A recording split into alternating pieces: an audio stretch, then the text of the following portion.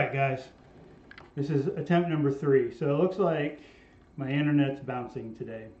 Or there's just so many people on the internet around me that I don't have a really good connection right now. And as it's a Saturday in December, that's not surprising. So I'm going to try this one more time. Unfortunately, I got to take this from the very beginning. So if you were watching part of what I was talking about, I have to do it again because it lost everything. So if you're streaming, if you want to stream, just keep this in mind. There's the danger. If you were recording, you would have your video, and if you're streaming, well, that's just gone right now, if it decides to drop on you. Okay, so here we are again. This is a battle report. It's the first battle report I've gotten to do in a very long time.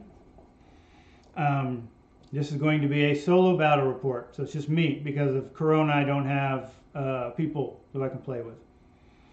And that is just what it is. And I want to play some games, and we want to see Conquest, and to do that we're just going to have to make some concessions. Now, I do have a solo rule set that I'm working on that I've used for a very long time, so you're going to get to see some of that in action, not explicitly, but if you ever wondered how you play by yourself, hey, I'm going to be on the internet for all time's sake playing with plastic men by myself, so you get to watch. Okay, now let us check out the scenario and let's go over what you're about to see. Okay, so this comes from the Stornlands document. So this is on underspire.net. This is the narrative campaign. It's got a whole entire backstory of the Stornlands, how that was set up, how it was created. It's, you know, all that. This tells you how it was founded, and you actually get to play through the battles. Now, the Stornlands is something I created. I was told that the paint schemes you see in Tabletop Simulator, which are from the Stornlands, are real in the game. I haven't heard anything since then. That's been about a year, so I don't know. But for now, the Stornlands are a thing, and here they are. Okay, so last time we did the skirmish battle, we live streamed it. And it was Alfred's forces had managed to pull out a win. So they're going to get a bonus in this game. And that bonus is they get to reroll their they get to reroll their failed reinforcement rolls. The special rule for the Spires is, as this is an ambush, one of their characters' warbands get the flank special rule, so they get to choose where they come in. All right, so this is just a kill scenario. It's on a 6-foot by 4-foot table. I know that the new standard that they just released with the tournament stuff is the 60 by 44 inch stuff. I'm not really a big fan of that. I talked about that in a previous video. I'm not going to get into depth, but 6 foot by 4 foot gives me more room to maneuver. I like it a lot more, and so any games that I do are going to be through that on the 6 by 4. So it's a kill scenario. You get a point for killing a regiment. You get 2 points for killing the warlord, and this does give secondary objectives, but I don't have my cards out, so we're not going to worry about secondary objectives in this. We're just going to do a straight ambush. And the iconic picture of this scenario is the abomination chasing the man-at-arms out, because as we are about to learn, the legends are indeed real. So looking at the army list real quick, I don't make your standard tournament type army lists, especially for narrative games. So you'll see that. So Alfred the Black is a modified noble lord. He's in the Underspire document. He gives up a point of clash for the ability to have all units within 12 inches using his resolve. And he has his supremacy ability, stand your ground. So for that turn, the entire army can pass their resolve rolls. So he doesn't grant fury. He's going to be trucking with 6 household guard stands that have an arms master, so these guys will be clash 3, 2 units of mercenary crossbows, and a unit of household knights. He'll be accompanied by an officer, Victor Longhorn, who has Bastion and the Shroud of St. Lazarus, which will boost his resolution, or resolve to 4. He'll be coming out with men-at-arms and Steel Legion. If we're looking at rolls and whatnot, the household guard and the men-at-arms are platform type units. The mercenary crossbow are going to provide range support, but if we're in a forest where the forest does block line of sight, so there's not going to be a lot of ranged activity in this game. Household Knights are a support unit, and Steel Legion hopefully comes in late game to provide impact wherever they're needed. Spires.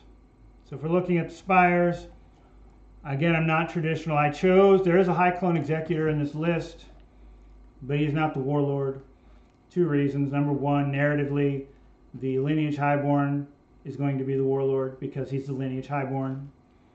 Number 2, in a 100 Kingdoms versus Spires match, that triple popping of the supremacy ability usually ends the game, and that's not a very exciting battle report. So it ends the game against 100 Kingdoms a lot. I don't want that in this game. I want it to actually be a closer game. So I'm intentionally creating the list to not be over the top against each other. The lineage highborn supremacy ability lets him take multiple mutations. So he's going to have adaptive evolution to start boosting his stats, and command pheromones to boost his resolve to a 6. He's going to be coming with Avatar, and these guys are going to have flank due to the scenario. So they're going to be coming in on turn 2 because they're mediums, guaranteed. The High Clone Executor is going to be coming in with these clones. He's got double time, so these clones can move 3 times. And Degenerative Aura, which gives Decay 3. So if you're new, don't know what Decay does, Decay is pretty nasty. Once he touches an enemy regiment, every stand in that regiment will take 3 dice, and on a 5 or 6 take a wound. So think of a unit of 5, it's got 5 stands in it.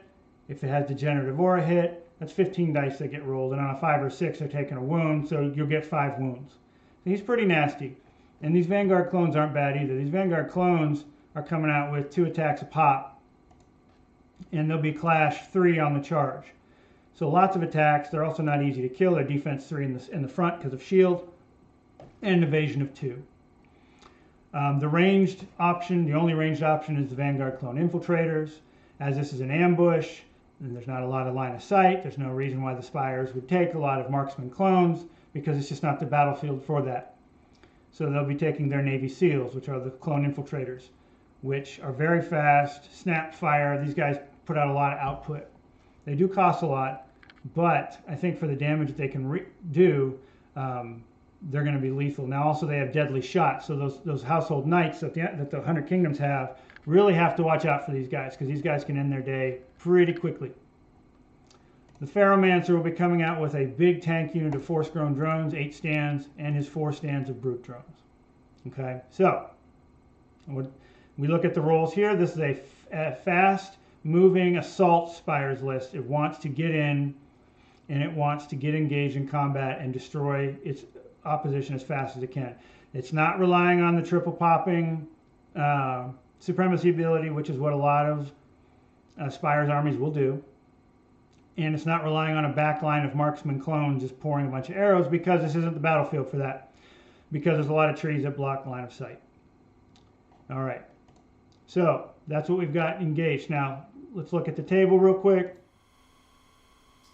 This is the table from the Spires perspective, and as you can see, there's a lot of forests here. The forests, again, do block line of sight, and there's a hill in the back. This is from, again, the Spires perspective. 100 Kingdoms will be on the other side. So this is going for 10 turns, or 10 points, or the opposition is destroyed. We'll see what happens. So let's go ahead and start this. Again, bear in mind I'm running this solo, so I will be back and forth on the console. If you have any questions, please leave them in the chat. I will try to get to them as best as I can. Now, looking over here and looking at the table, how Conquest is played. And I'm not assuming that all of you know how Conquest is played, so we're going to talk a little bit about some of the basic rules. We know we build a command deck. Now the 100 Kingdoms only had 2 light units. Those are both the crossbows. So I already rolled these last time. I guess we'll re-roll them again. Hopefully the feed doesn't blow up this time like it did. I guess it was just the awesomeness of the crossbowmen blew up the feed. So what we do is we look. through our command cards, and we pull our crossbowmen out. Okay, so on a 3-up, these guys can come out on turn 1. And the 100 Kingdom special rule for this game is they get to re-roll that. And I am going a little out of phase because let's figure out who goes first before I start rolling this, because I'm playing bad. But I'm playing solo, so it's kind of like, you know, I can do what I want. But let's do it correctly. Spires is going to roll a 3. 100 Kingdoms is going to roll a 1. So the Spires are going to come out first. Or they're going to get to activate first. Now their light units they had were the Vanguard Clone Infiltrators, the Drones, and the Ferromancer. So that's 2 rolls. So on a 3-up they come out. And we roll a 6 and a 5. So everything comes out. So that's going to be the Clone Infiltrators, the Drones, and the Ferromancer will come out with the Drones. So the Spires player will set their command deck. And in turn 1, there's really not going to be a lot to do. I'm going to let the Force-Grown Drones come out first, and then we're going to let the Clone Infiltrators come out last, because I want to see the 100 Kingdoms where they're setting up, so that I can put these Infiltrators where they need to be. And these Infiltrators have the Vanguard rule, so they're going to get to move 3 times. They also have Snap Fire, and they also have Fluid Formation. Now, Snap Fire means at the end of a movement, they get to shoot at -1, and they also get to volley again. So they get to fire 2 sets of output. And they fire twice each. So these guys, again, they can put out quite a bit of shots, and they're deadly shot as well. So if you've got multiple wounds, you got to watch out for these guys. Now the Mercenary Crossbows, they're going to roll a 4 and a 4. So both of these units are going to come out as well. So pretty sweet. When you're playing solo, one thing to bear in mind, you want to try to play as intelligently as possible. You want to play how you think your opponent's going to play. The downside is you know how you're going to play, so you're going to bias that a little bit, but you can at least see how things play out, and you can do some really cool simulations. There are ways to randomly play solo, and maybe in the future I'll cover that, but in this case, I will be playing both sides as if I were playing them. So the Spires have to activate first, and they're going to activate with their Force-Grown Drones. And I am going to see, the whole point of these guys is they're an anvil. They're 8 stands, so they've got a boost to their resolve. But what I want to do with them is they're an escort for the Ferromancers. They're just to basically heal things. Because Spires doesn't have magic like everything else does. You can't dispel the Spires' abilities. And it has no range. So they can heal anything they want across the table. So the Ferromancer really wants to hide in the back. He doesn't want to get engaged unless he has to. In this Spires list, everything other than the drones are there to kill things. So he is just there to sit back and pump out the pheromones and bring those dead guys back to life. So knowing that, I'm going to bring these guys. They have a march of 5. We're going to move them right about here. And we're going to bring out a nice, big, chunky unit of 8 stands of this, led by the Ferromancer.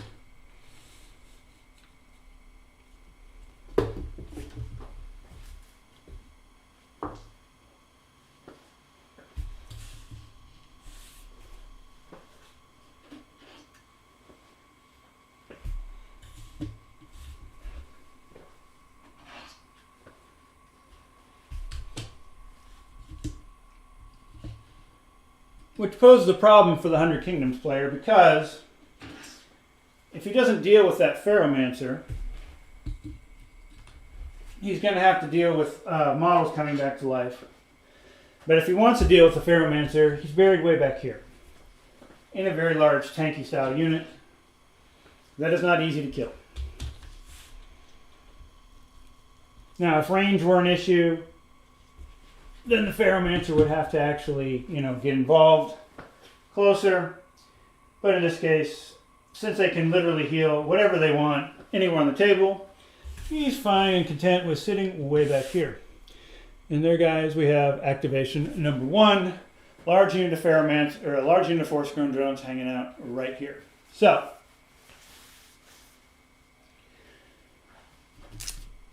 that's that. We move on to a unit of crossbowmen.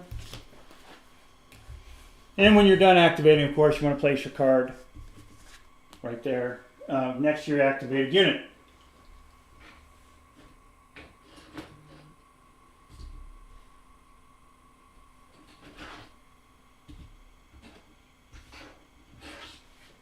Okay, so these guys, crossbowmen have an 18-inch range, which really limits them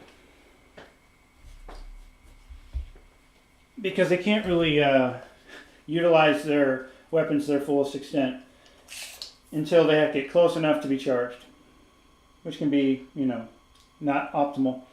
So we know we're already going to be out of range, so what we're going to do is we're going to move these crossbowmen. They're just going to double march 10 inches. And they're going to keep near this hill. And what we can try to do is we can try to build up a little artillery hill and maybe provide some shots over the heads of their allies. That's the idea. We'll see how well that works. Probably not very well. All right, so that's done. So now we draw the next card, which is the Ferromancer. And the reason why I draw the Ferromancer next is because I want the 100 Kingdoms player to fully deploy before I bring out the Infiltrators. So we bring out the next unit of crossbowmen, which is the only other unit that's left.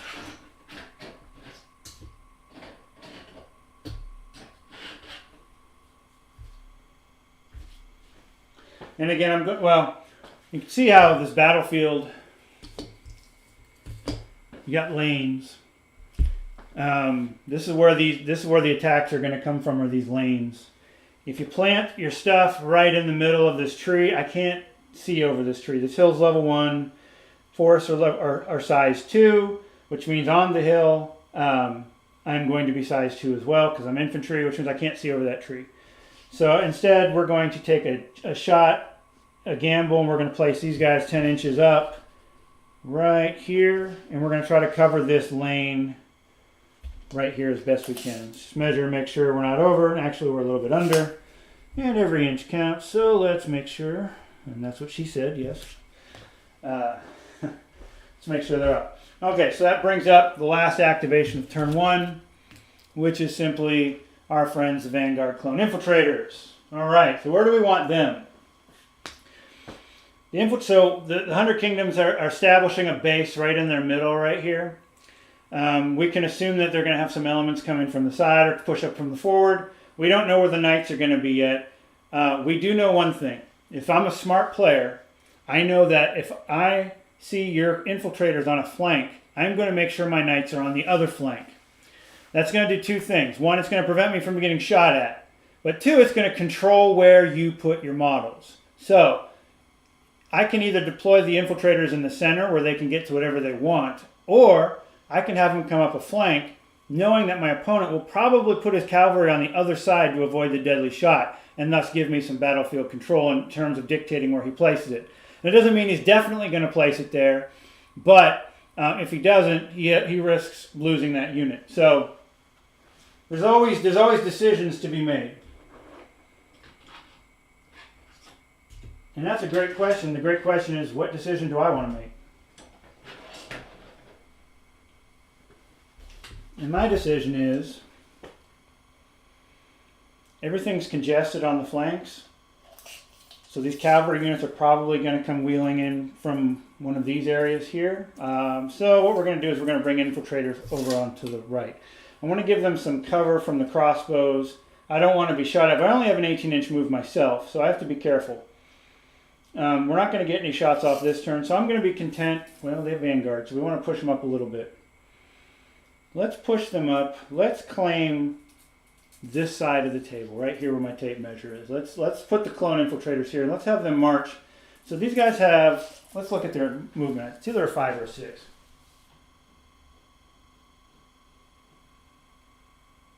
Where is my application?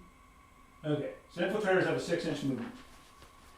So they're going to move 18 inches up the field. And I'm not going to be in range to shoot anything, but that's okay.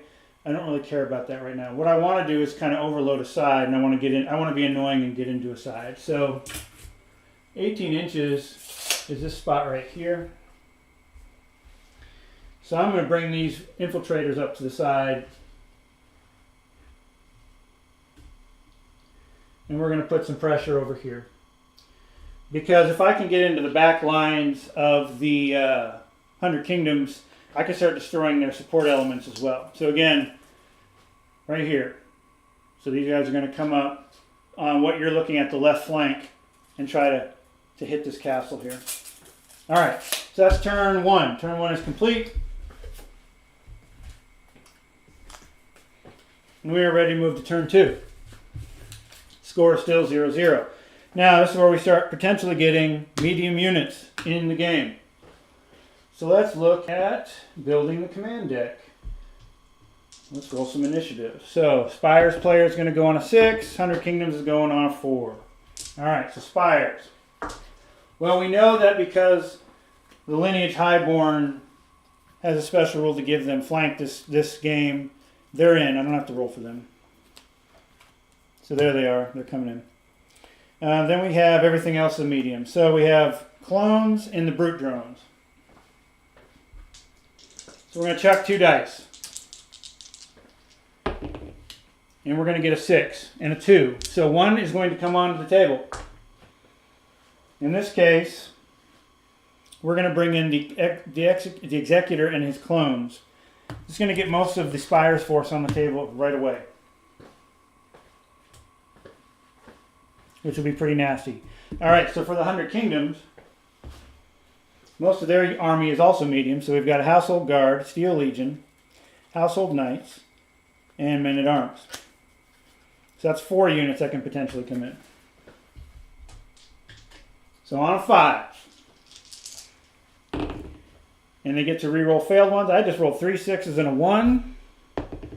And a 6. So 4 6s. So all of those units come onto the table. So in this case, actually, Steel Legion is not a medium. It's it's a heavy. So they're not coming on the table. But everything else on the table. Sweet. So we have everything on the table other than a unit for each side. So we're already going to get pretty bloody. All right, so how do we want to set this command deck? Well, let's see. What abilities we got? We know we have Bastion on the Imperial Officer. And we know the Executor has Bastion... has double time to move fast. And cleave 1. All right, so... can we get shots off with the Infiltrators right away? We're going to leave the Infiltrators go last, or towards the end, because we want to see what targets materialize on that side of the table, if any. There may not be any. So we're going to kick it off with, and then we have to look at what might need healing. So the Ferromancer, the next card underneath him will get to heal. We know that right now the only thing that's really going to get to do any damage are the crossbows.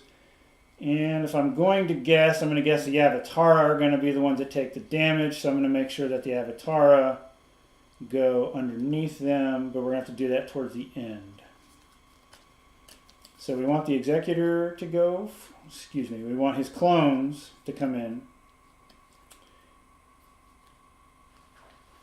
which will bring him in. And then we can use him to do double time to get them to move again. So clones, Executor. We'll waste some time with the Force-Grown Drones. We'll waste some time with the Lineage. Well, she's not on the table yet. We'll do... Ferromancer, Avatara, Highborn, and we'll end it with the Infiltrators. 100 Kingdoms. We need to get some pressure immediately. So we're not in range for anything. So we want the crossbowmen to kind of go towards the middle to end. So we'll bring in Household Guard, Men-at-Arms. We know that the officer's got Bastion, and he's coming in with the Men-at-Arms. Knights and crossbowmen. Okay. Let's see how this stack works out. Again, we're in turn 2. Let's see how turn 2 works out. Okay, Spires are kicking off turn 2 with the Vanguard clones.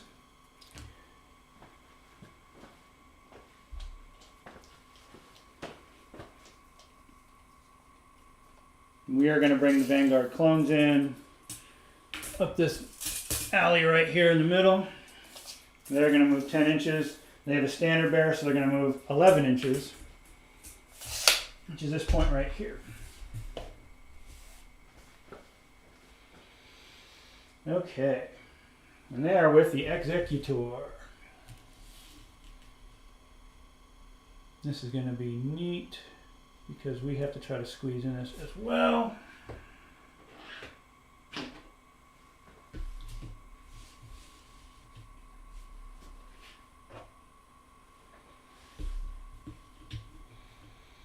And a common question that gets asked is, how do I put my characters? Do they go on the same stand? Do they go, do they display something? Characters go on their own stands. I still run them pretty much by themselves. I'm not running any tactics or any retinues. If you get retinues, you can put them in stands as well. But if you look, it's really hard probably to see it on this, but the executor is in fact on his own stand. We'll take some pictures real quick to kind of prove that or show that. All right, so the 100 Kingdoms will go next. They're going to be bringing out Household Guard. Now, where do we want our Household Guard to go? Well, we see the Spires have now played the clones over here. And he is led by Mr. Nasty.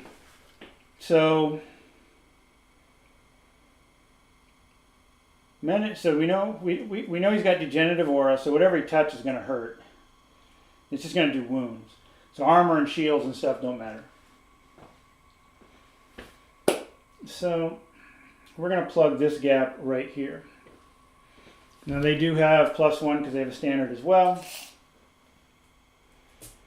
So we are going to move them basically a half a stand in front of the crossbowmen. And this does have Alfred in it as well, who is trying to survive this ambush. So we'll put Alfred down an inch away from his buddies.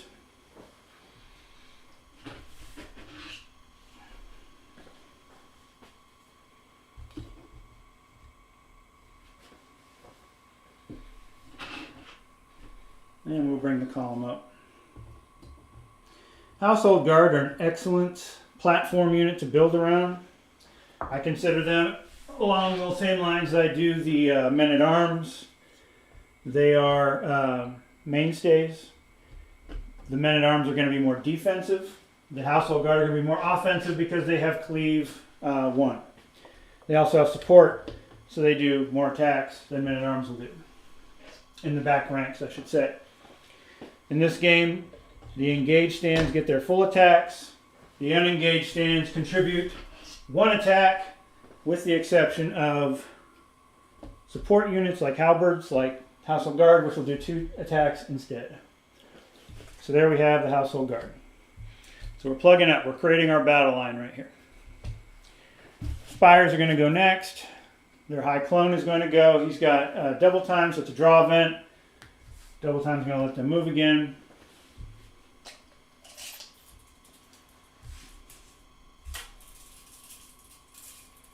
Not bad, not bad. Also for these stands, I do have these magnetized, so these guys go right in and magnetize in, so I can knock the leader, obviously I just knocked him over. But this lets me move my guys a little bit easier without models falling everywhere. Alright, so we see this one unit, this tank unit's moving in, so 100 Kingdom's going to have to respond with something to hold that, or deal with it through crossbows, which we'll see. So men-at-arms are coming in next, and they're coming in with the officer who's got Bastion, or will have Bastion. So where do we want the officer? Well, knowing where the cavalry is going to come is also going to be important. So I'm thinking the cavalry is we're going to avoid the Vanguard clone infiltrators, and we're going to sweep the cavalry up this flank. And because that's going to minimize what those nasty infiltrators can do. So the infiltrator is being placed on the other side of the table over here. Stops or controls, and basically you know the cavalry will probably be here unless the opponent's going to risk it and gamble and throw themselves over at the infiltrators, which some people might do that as well. So knowing that, we're going to create our next piece of the battle line. And these trees are just decorative, so I'm going to move this out of the way. These forest type dealy trees, I just put them there for decoration. We are going to bring in the men-at-arms behind these guys on the hill. What we want to do is because in Conquest you can move your guys through each other as long as they're not engaged. So the men-at-arms are going to eventually overtake the hill. But for right now, they're just going to kind of chill out on the back. And we're going to bring in the officer. He's going to sit behind him.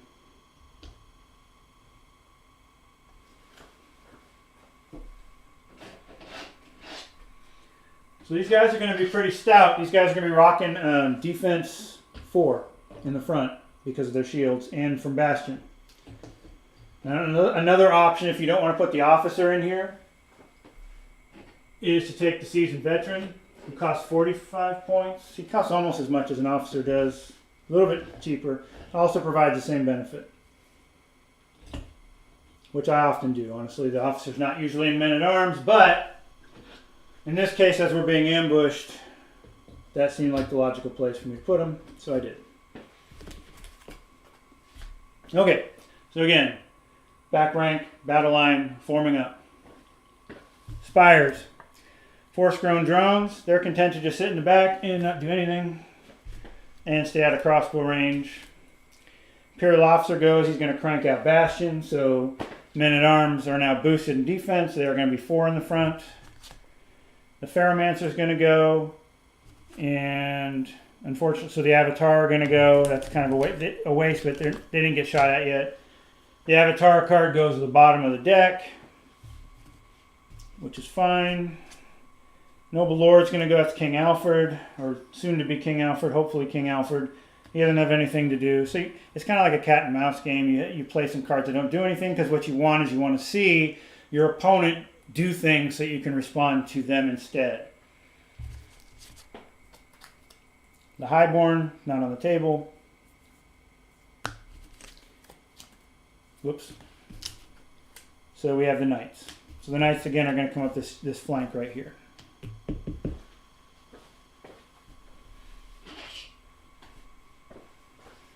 Now, when I run Knights, I do not run them in minimum size units because you need the extra bodies to take wounds. Otherwise, if you're only running them in 3s, I guarantee you as soon as your opponent pops one of them, that unit's pretty much done. They can't do much else with 2 guys, and you'll feel that. Alright, so we got these Knights. These guys have an 8-inch movement. We're going to crank them up the table, and we want to threaten the drones. That might actually be a stupid charge because there's too many drones. But if we can get some pressure on this flank, that might help. Now, what that's going to inevitably do, and you can see the shape of the battlefield, and from your perspective, from the Spires, you have this empty flank right here. Well, we know the Avatar are going to be coming up there. So this will give an Avatar versus Knights battle, likely.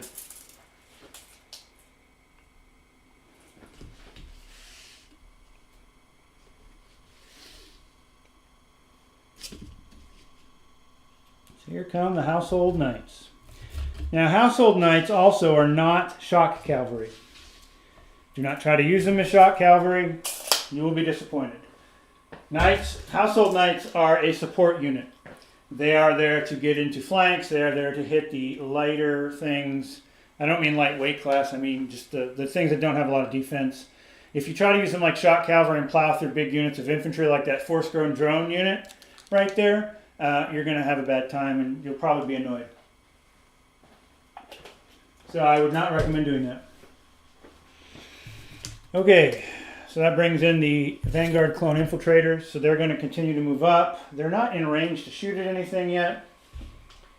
So they're going to move 12. They're going to start threatening. I want to actually bring these guys around and like button hook back here, because there's nothing really back here that can deal with them. So that's going to force these men-at-arms to have to like reform. They're clogged right now. So we're going to use this movement to wreak some havoc.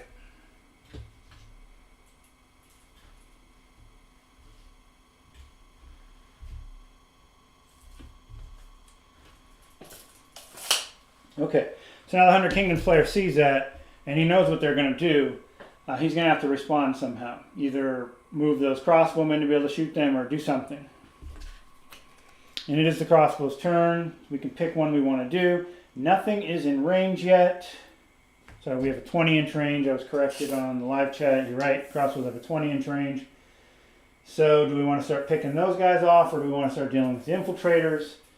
That is the question. We are going to move up a little bit. Well, you know, actually, we don't even need to move up. Because I originally wanted my men-at-arms to do that. With these infiltrators swooping around this side, I may have to deal with them with the men-at-arms. So what we're going to do is we are 23 inches away. We are going to move up, and we're going to use this forest as a butt to keep my flank protected, because you can't walk through that. At 20 inches away, we're going to have a long-range shot at the bound clone unit. Sorry, the Vanguard clone unit. This would normally be 12 shots. However, they're obstructed due to their range, so we have 6 shots, and they're hitting on 2s. And this regiment, I believe none of these regiments do not have leaders. So I cut out a lot of standards and leaders. I usually will take standards in the melee units, but I've been cutting leaders out. That may come back to bite me, we'll see. So we're hitting on 1s and 2s. And we're going to end up rolling 1 single hit, and the rest are really high rolls. And the Vanguard Clone Infiltrators are rocking defense 2, plus 1 for their shield, so they're on a 3. This is armor piercing, so they're back to a 2, and I rolled a 4, so 1 guy will die. So one of the clones bites it. And there are no resolve rolls for volley shots, so that is the extent of the damage we do. The clones are going to go with the Avatara, and indeed, let's look at what we can do. Avatara have a 7-inch move. So if they come charge out of the gate with their standard, that means they have a 15-inch move, because the standard boosts you movement by 1 on the second march. They can actually overtake the center unit, because you can move through your guys and not provoke or not give a flank. So I think we're going to do that. We're going to have the Avatara come bowling through, and they're going to form a line right here in front of the drones. So the Spire Warlord has made his presence known. Here he is.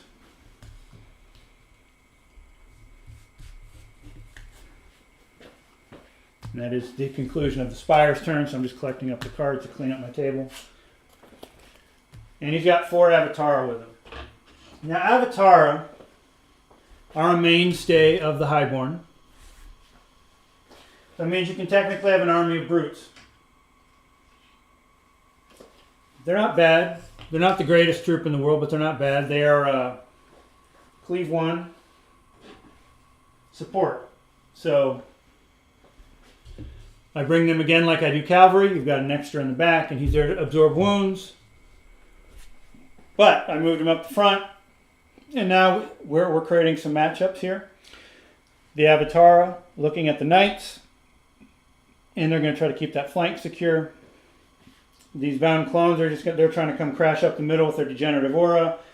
These infiltrators are still trying to come up to the side and harass these men-at-arms.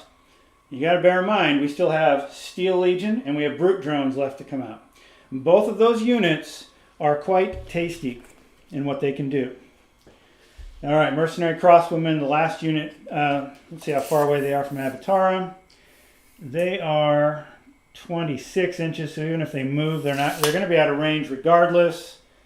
So I think what we're going to do is just nudge them up a little bit, just to kind of cut an inch or 2 off the range, but they're not going to be able to fire. So, and then we'll conclude turn 2. So we're still 0-0. We're still 0-0, but we have a battle line forming.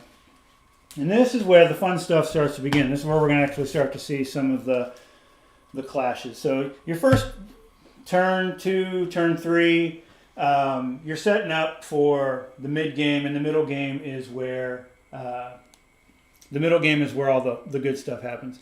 It's the end game where you start to do your critical last piece charges. So we're transitioning into the middle game. So turn 3, the brute drones are coming in on a 3. Indeed, they're here. Steel Legion is on a 5. Steel Legion is not coming in yet. Not necessarily a bad thing. Spires don't have a lot of range because of the tree, so we don't have to worry about them getting picked off. I would have liked to have them out here because I think they would have been a good counter piece over here where the Vanguard Clone Infiltrators are. If you can see my hand. But alas, it was not to be. So now we're going to set up our command decks. Okay, turn 3 again. Battle line is being drawn. We see the knights. Their primary target is going to be Avatara. We know brute drones are still on. They're still somewhere. We don't know where they're going to be. So that means if you commit these knights up here to this charge, you're leaving this open area right here to be flank charged. Household knights, again, not shock cavalry. They're more of a tank unit. They're more there for holding objectives. This isn't a great scenario for them, but they're ambushed. So again, you don't really get to always choose the best troops in it. When you're being ambushed, this is the part of the column that was weakest. So you got to be smart in how you use them. But sitting back and being charged is also not very good because you lose your impact hits. But the distance here is still great enough where a charge is going to be somewhat risky. A little bit.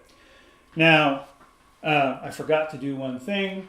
That is the Lineage Highborn on a 4-up will get to boost one of his stats on his draw event, which he had last turn. I rolled a 3, so he does not. When you're controlling 2 armies, it can kind of be a challenge to keep track of everything. So anyhow, we know the knights want to do that. I really want to have him come closer to me before I do anything. So what we're going to do is we know the officers got Bastion, but the men-at-arms aren't really being attacked right now. So, and we know he's fast and coming in on me. So I'm not really feeling the need to rush out and give him what he wants right now. So we're going to start off with some wasted things. We're going to start off with King Alfred. And then we're going to move to his household guard. Actually, no. We're going to move to the men-at-arms after that. Because what I want to do is I want to try to respond to those infiltrators. I don't know where they're going, though. Because they have fluid formation, they literally can go anywhere they want. They don't have to sweep this button hook. They can fluid formation for free and come up the middle and start drilling the shit out of these crossbowmen. Which they may do. It just depends on how cheeky I want to be at the moment. Now, after that, we're going to start activating crossbows. We want to start getting some of those guys out. Some household guard. More crossbows. We'll leave the knights to last. Now, the brute drones are a wild card right now because Alfred does not know where they're coming in at yet. So, because he doesn't, we're going to leave them towards the end as well. We kind of want to hit, obviously, the weakest portion of the army that we can.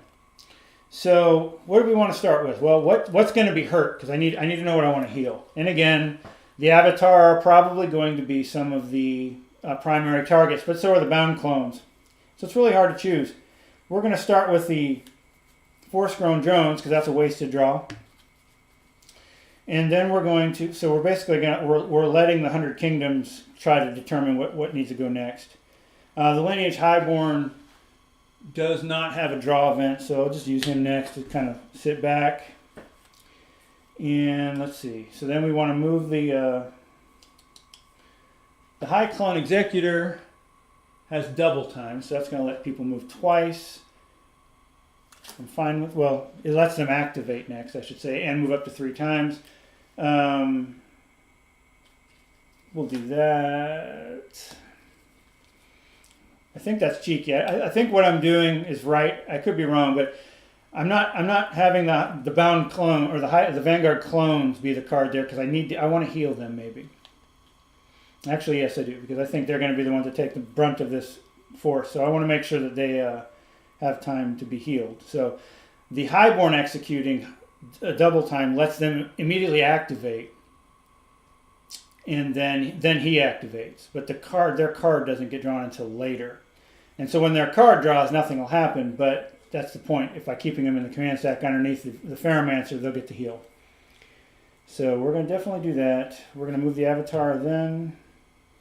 Then we're going to move the Infiltrators. Then we'll do the Ferromancer. And then we'll bring the Brute Drones last. Okay, so that's my cunning plan that's sure to fall apart. Ha ha! Turn 3. 0 to 0. We still have no points. Let's see who goes first. Spires. They have the bigger deck. They're going to be at, or the 100 Kingdoms are at +/-1. Spires are on a 1. 100 Kingdoms doesn't matter. They rolled a 1 as well. There's a sweet Snake Eyes. They're going to go, you know what? They're going to -1 to go to 0 and force a reroll. Spires go on a 3. 100 Kingdoms on a 2. They're going to be fine. They're going to let the Spires go first. So one thing I like about Conquest is always going first doesn't necessarily mean anything. So I already know how the deck is created to basically force static moves. Force-grown drones are going to sit back and cheer. So there's their movement. Noble Lord's going to sit back and cheer. The cat and mouse game begins. Lineage Highborn, same thing. So we're getting through the draws. All right, Men-at-Arms. So the Men-at-Arms are the first real movement of turn 3. What do we want to do? Oh yeah, we have to roll the 4 up for the Lineage Highborn. So 4 up, yes, Lineage Highborn boosts a stat. What should we boost on you? We're going to move the Lineage Highborn to defense 5, because that's gross. And I'm going to mark that on my spreadsheet real quick.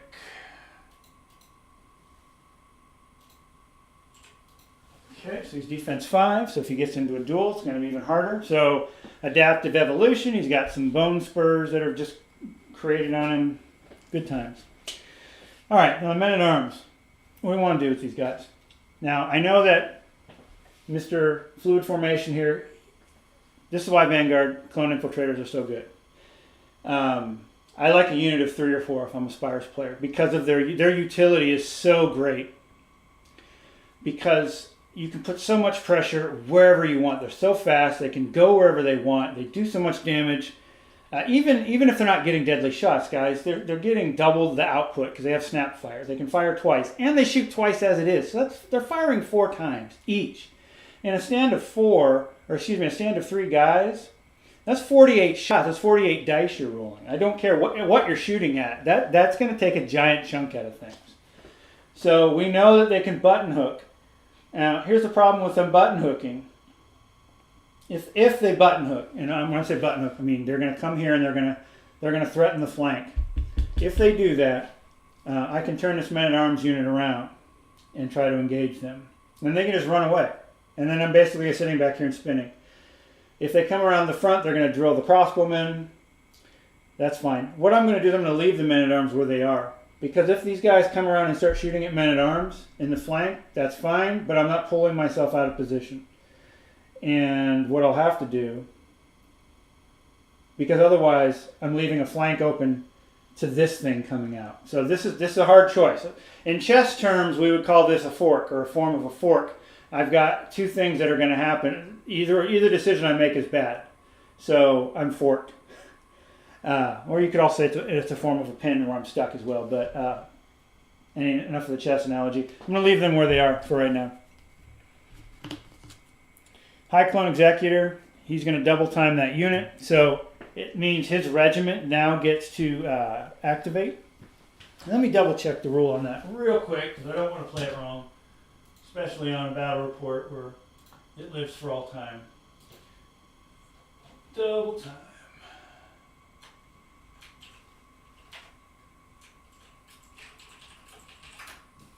Okay, draw the next command card. Okay, so I did that wrong. And that was kind of my sneaking suspicion. So the next command card is his avatar.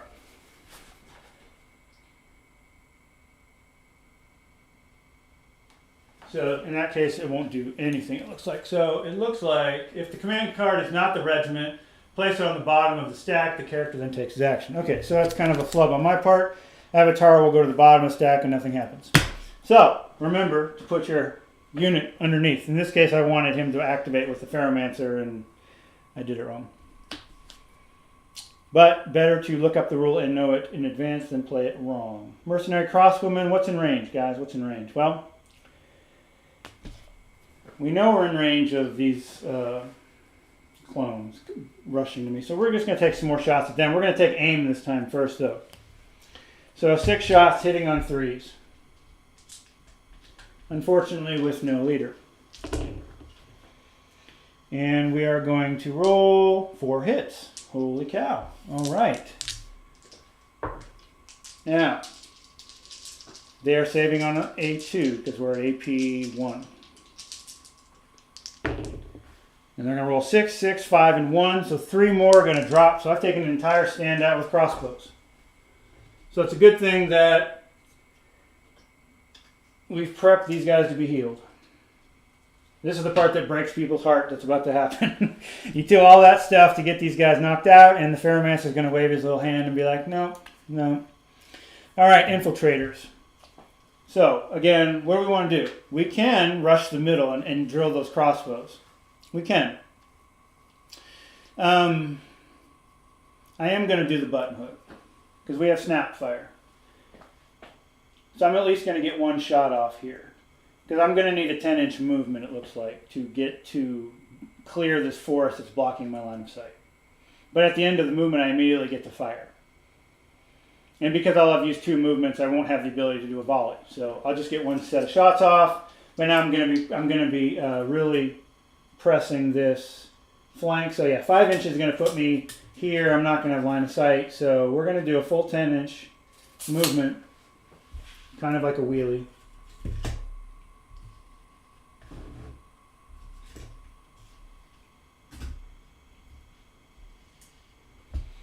Now at the end of this movement, because of snapshot, they're going to shoot their crossbows. And their target's going to be the men-at-arms. Now that's 2 shots apiece. They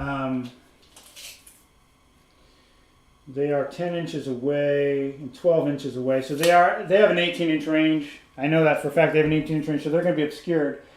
So that's 12 guys with 2 attacks is 24 shots divided by 2 is 12 shots. Not bad. They're at -1 because they're using snap fire.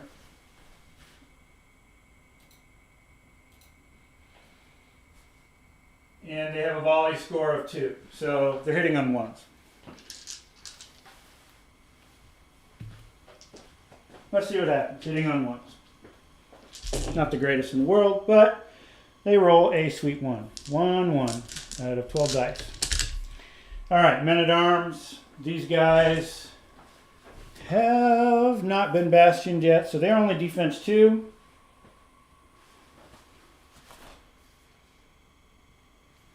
No armor piercing on these, so defense 2, and they roll 6, so 1 man-at-arms is going to die to a Vanguard Clone Infiltrator crossbow. Alright. Intense pressure on the right flank. Don't forget, Vanguard and Clone Infiltrators may be modeled with crossbows in their hands, but they are deadly fighters as well.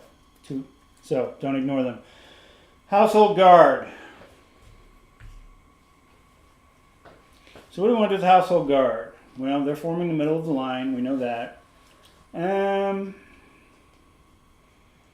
going to move them up because we want them to support the Knights. So we're just going to do a move. Now, this is going to kind of bottleneck us. We can also wheel these guys to threaten this way. And so if these bound clones want to come get fresh, they're going to threaten to be flanked. So I think I like that. So we're going to do a full move off the hill. And King Alfred's going to fall off of his little stand. The one thing I will say about halberd models is that they like to hang up on each other. So, and my magnets aren't strong enough to withstand the dark side of the halberd.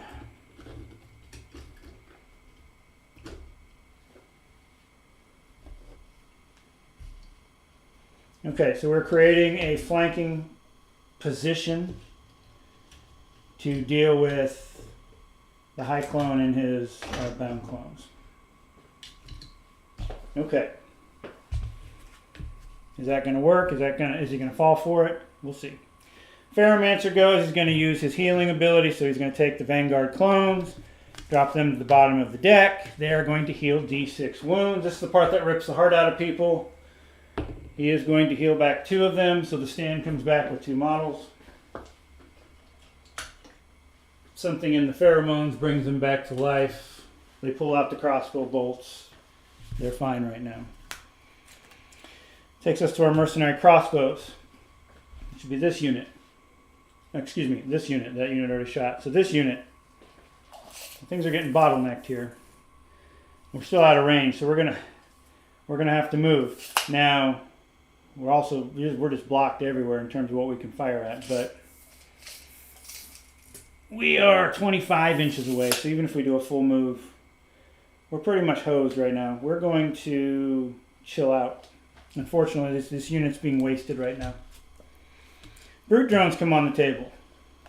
Where do they want to apply pressure? Well, we want to apply pressure, like we thought, on this side, 12 inches. Reinforcement line for them would be right about here, right here by this tree. I don't really get much from doing that. We're just gonna barrel through this. So they have a 6-inch movement, so we're gonna get them up right here by the tree. So now the spires are fully deployed.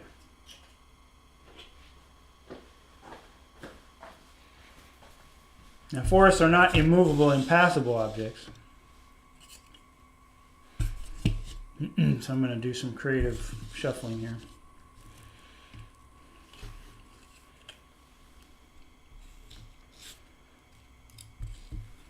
They are in a line of 3 with 1 behind. So this guy's actually right here.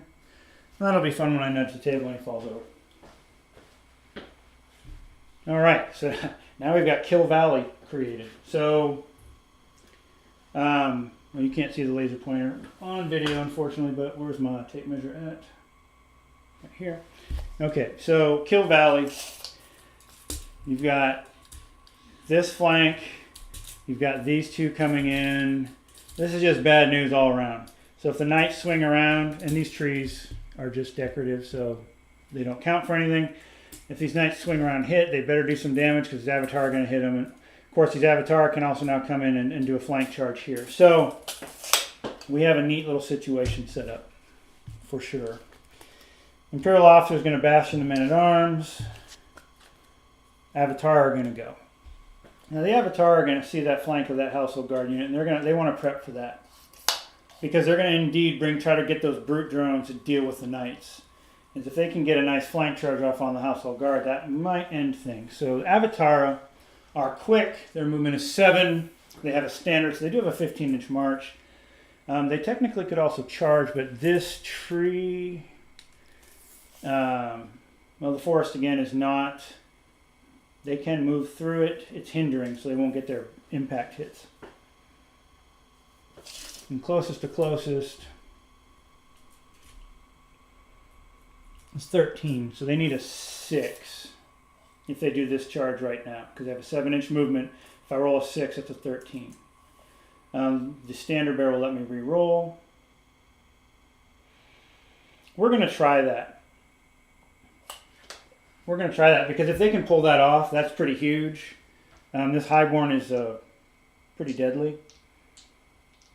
Actually, no, we're not going to do that yet, because then the knights can just countercharge me in the flank, and that's not good either. So what we're going to do instead is we're going to prep for another charge later. So we're going to get right here.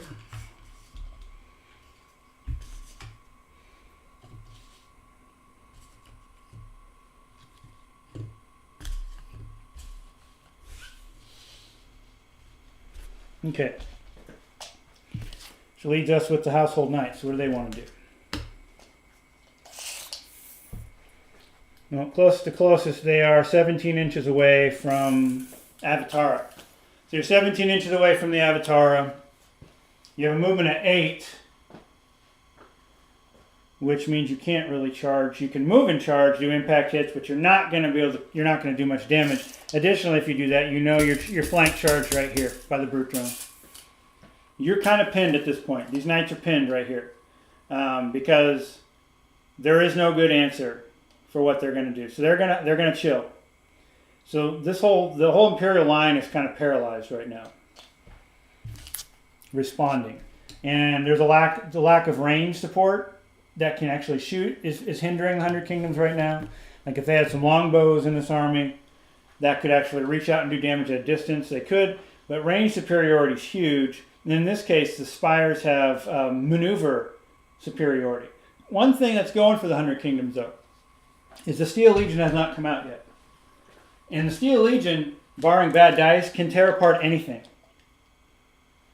So they got to watch that. Okay, so that's going to end turn 3, and it's still 0-0. And the only thing that's left is we've got Steel Legion coming on the table on a 3-up. And they're going to roll 2, but I forgot to do this last time. They do get to re-roll that because of the scenario special rule. Because the 100 Kingdoms won the skirmish, they do get to re-roll failed reinforcements. And they roll a 2 again. It is fate, guys. It is fate. Sorry. Sorry. All right. Turn 4. We're in mid-game now. This is where stuff starts to die. This is where stuff starts to die. So let's start doing some initiative. Let's see who's going to take the first turn. Actually, can't do that before you do the command deck, because that alters how I do things. Okay. Is now the time to pop. So Spires, we know the Spire Supremacy ability is just basically it lets the lineage highborn have as many mutations as he wants. So that thing's not really popping right now. Alfred's, his superiority, or his supremacy ability lets, once in the game, that turn, all his guys ignore resolve. Is now the time to do that? I just realized the bound clones did not move last turn, so that's a mistake. They were supposed to go at the end because we moved them at the bottom. Let's move the Vanguard clones, guys. That's kind of important. So they are going to move 10 inches closer before we get to the next turn. They were at the bottom of the Spire's turn.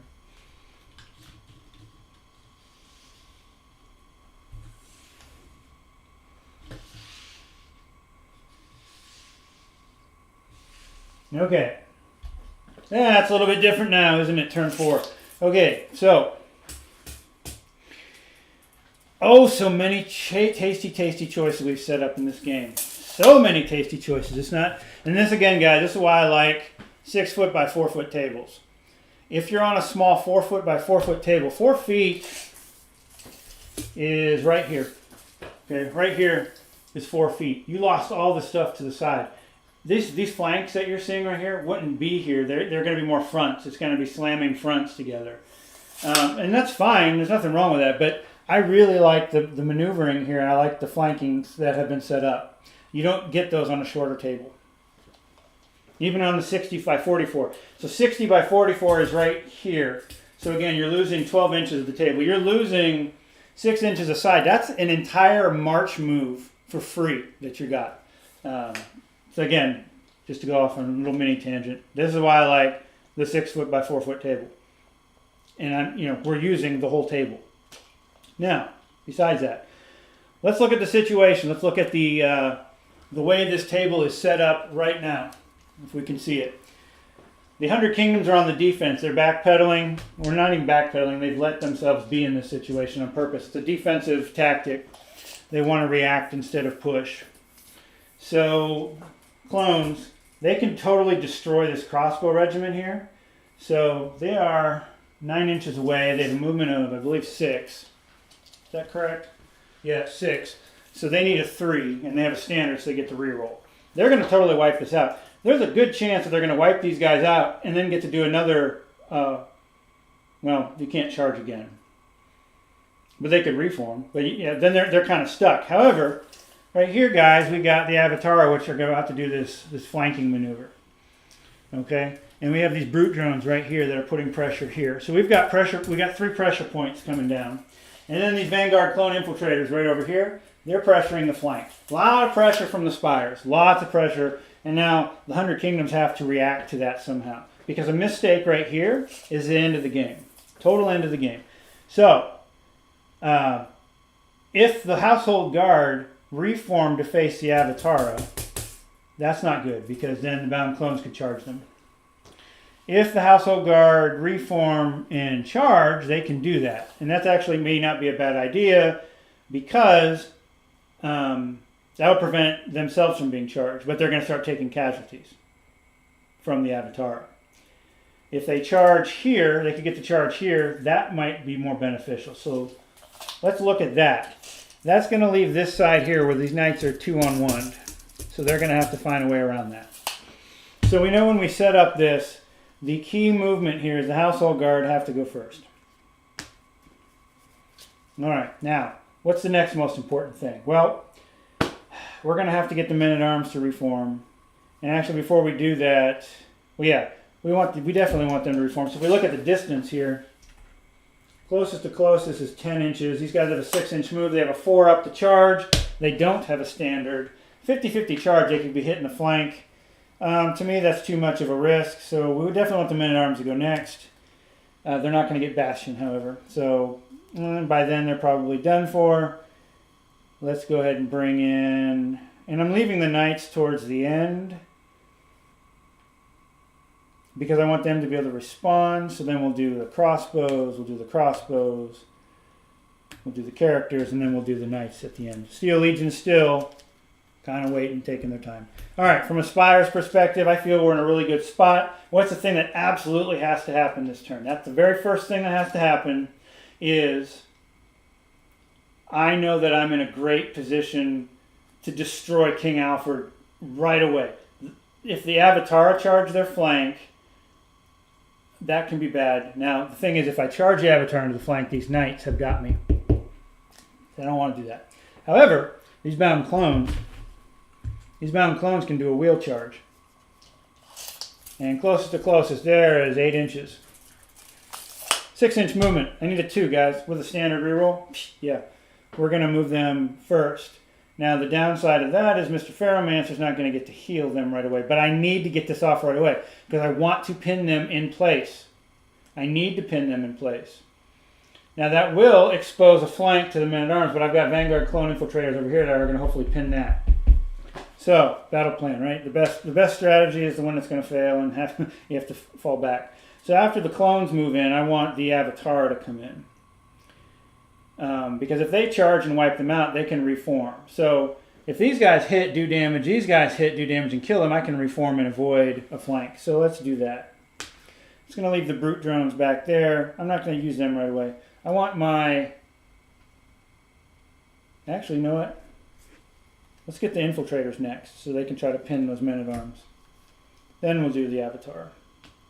Okay, so who does the Ferromancer want to try to heal?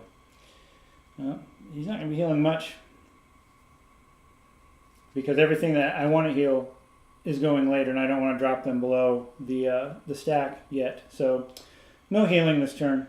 High Clone Executor draw event is double time, and he's up in that unit. I don't really see it. We don't need that one yet. So he wants to duel Alfred.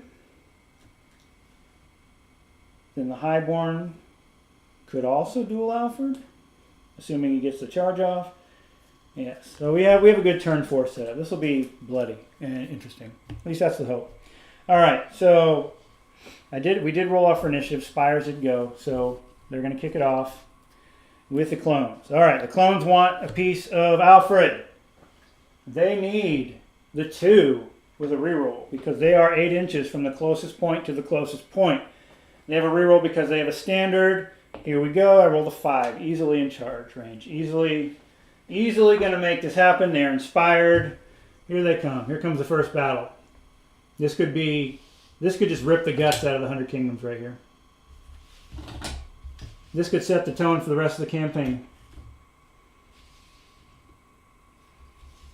And earn them an MVP slot. So in this campaign, you have unit upgrades. So at the end of battle, you can upgrade your troops. So this is definitely giving them the ability to do that. All right.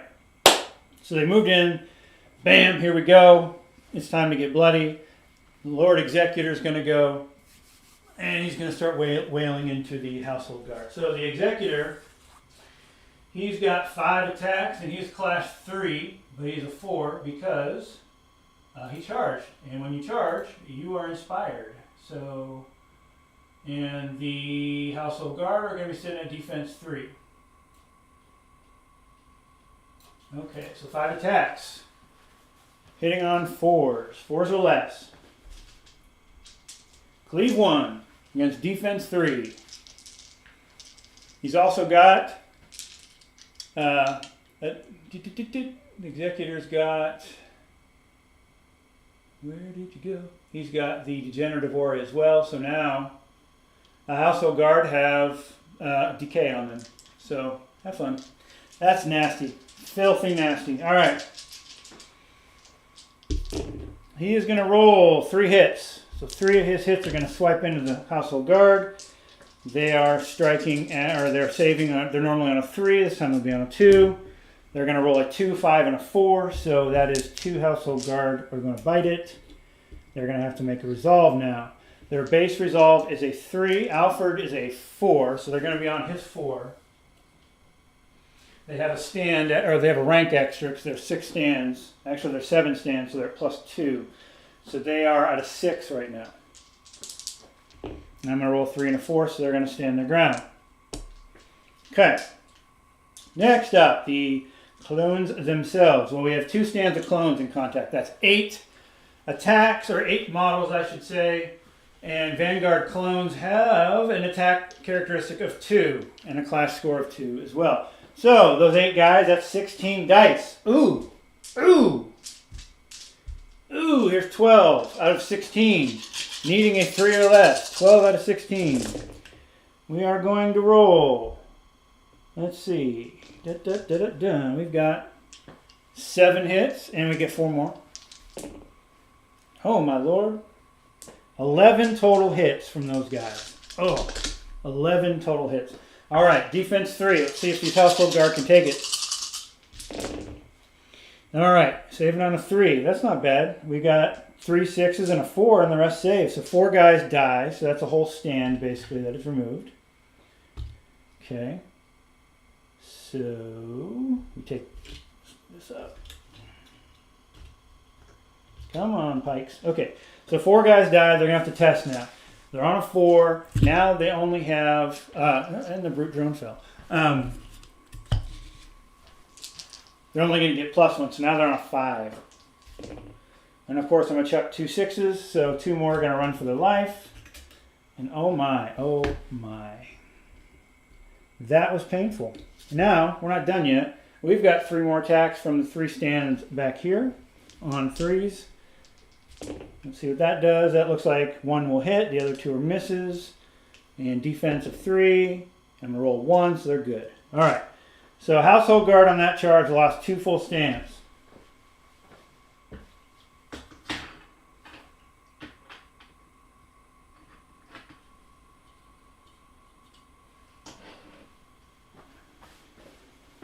And they have degenerative aura. Okay. Household guard go next. They are going to take the draw event. So I believe decay as a draw event resolves now. I'm going to just double check that because I want to make sure I'm doing that correctly, because that makes a big difference. So if we look at decay, the draw event, this is resolved at the end of a regiment's activation. So it's good that I looked at that. Alright, so they're going to get all their attacks, and then some bad shit's going to happen because they've got spires, filthy magic, or whatever it is crawling all over them, making them just fall apart. Their flesh flowing from their bones. Okay, household guard. We're going to start with King Alfred. He's not very scary. The clones are on a defense of 3 and a resolve of 3. Alfred has got 5 attacks at clash 2, so we're going to inspire, so he'll be on a 3. So he's hitting on 3s. He's got cleave 1. He's going against defense 3. Okay. And he is going to make 1 awesome hit, and the rest miss. So defense 3 minus 1 for the cleave is a 2, and that bound clone is going to take it. So he dies.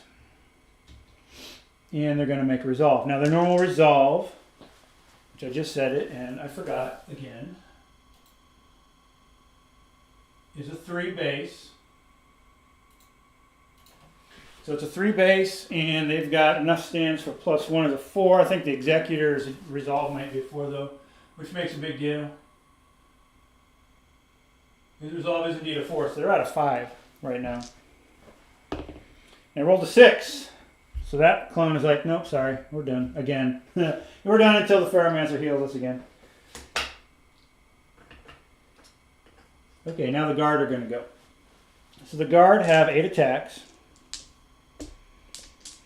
And on top of that, we have support attacks from 2 stands, so that's 4 more. So we have 12 attacks. These guys do have the Arms Master, so their clash score is boosted. They should be at a 3. Yep, they're at a 3, so on 3 or less. No leader, so no reroll. And we roll. Let's see how we roll. 1 hit, 2 hit, 3 hit, 4, 5. 5 out of 12, so slightly less than average. All right, cleave 1. So these guys again are saving on a 2. What do we got? Well, they rolled better. So only 2 of their numbers die. So 2 resolves on a 5. A 4 and a 4, so just 2 die. The Household Guard really did not have a good time there. Now, they begin to decay. Woohoo. So every stand in that regiment, there's 5 stands, guys. That's 15 dice we're going to roll. Now, on a 5 up, that's a wound. This does not cause resolve, which is good for the 100 Kingdoms, but, you know, it's not good because there's some free kills. So there's 3 more dice on top of this. We're looking at 5 ups. I see 1, I see 2, and I see 3, I see 4, and 3 more dice. I see 5. So 5 out of 15, or roughly 1/3, which is 5 out of 6. So the math is perfect. Died. This Household Guard regiment is pretty decimated right now.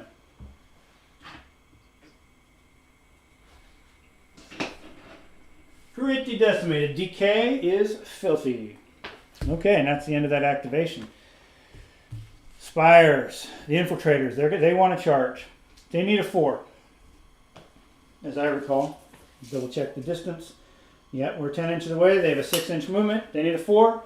If they make it, they pin. If they don't make it, well, the men-at-arms can't hit the flank of the clones because the crossbowmen are in the way. There's no way to make that charge and clear the crossbows. So, 4 up, they roll a 1. So that charge will go off.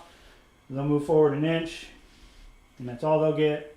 So that was fun. Now they're going to go ahead and issue a volley order, a normal volley order into the flank. So that's going to, are they obscured? They should be 9 inches because they moved an inch. So being 9 inches, they are now at short range or at range. So that is no longer a obscured shot. So that's 24 shots coming in at volley 2. Oh, pain. All right, volley 2. I'm going to roll these twice. We've got 1, 2, 3, 4 hits. 4 out of 12. 25%. A little bit less than average. Well, no, we're not talking about 4 out of 12. 33%. Whoops. And the next shot, so 4. And then we get 5, 6, 7, 8. 8 total hits out of 24, roughly 1/3. That is exactly mathematically what I expect. These guys are defense 2 because the officer has not gone yet, and they're facing the flank. So standing there, they're going to make 2 of them, and 6 men-at-arms are going to die. So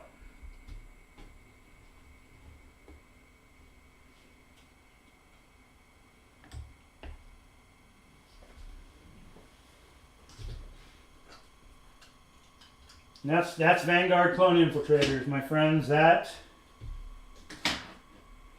is what they bring to the table. That pressure, they failed to charge. They get 24 shots. Those 3 guys got 24 shots, and just carved a hole in those men-at-arms. So it's not looking good right now for the boys in red.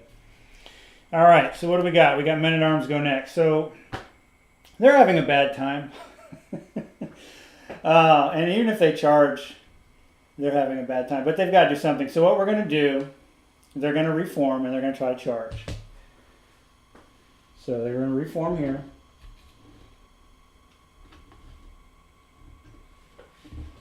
Now they've got 5 stands still, so they got that going for them. But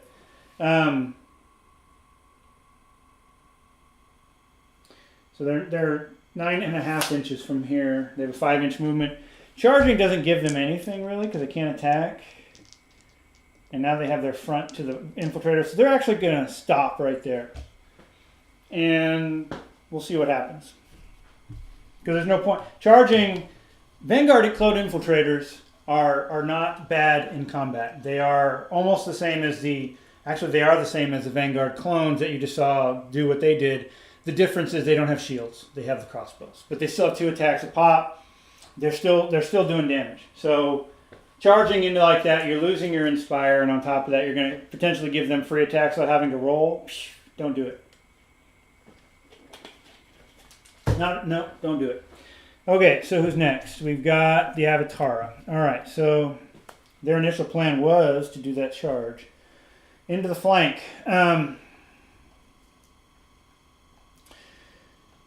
If they do that, so closest to that tree is an 8. Oh, they've got that. They have a 7-inch movement, so they can't fail that charge. So they're going to do that. They're going to finish the pin there. They're going to move in. And I know the tree model's in the way. It counts the forest, which doesn't block movement, so we're going to have to be a little bit lenient on where things are. And that happens a lot, guys, in games. You have to be lenient with some positioning. So I'm going to actually take this tree and I'm going to move it back just a little bit because this is the actual location of the charge. 3 stands engaged, 2 are not. To include the Avatar, the Highborn is not. All right, so I'll just activate, and they have support. The Highborn's going to go. He only gets 1 attack right now, and he hasn't activated yet.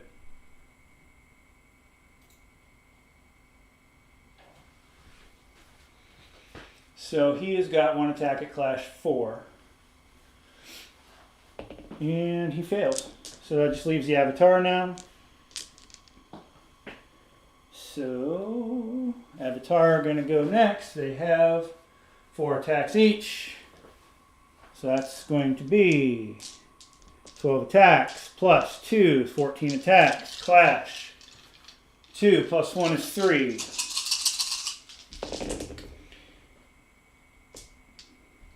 A lot of misses, but they hit 6 times, and then on top of that, they get the 2 support attacks, which hit 1 more time. So 7 attacks. Okay, 7 attacks at cleave 1, so they're looking at defense 2. They are going to miss all of them but 1, so 6 more guys die. Jesus.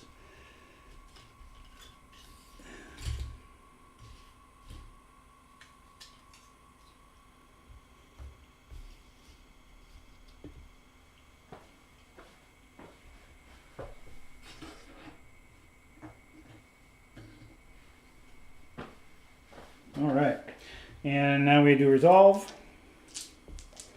Alfred should have popped that supremacy.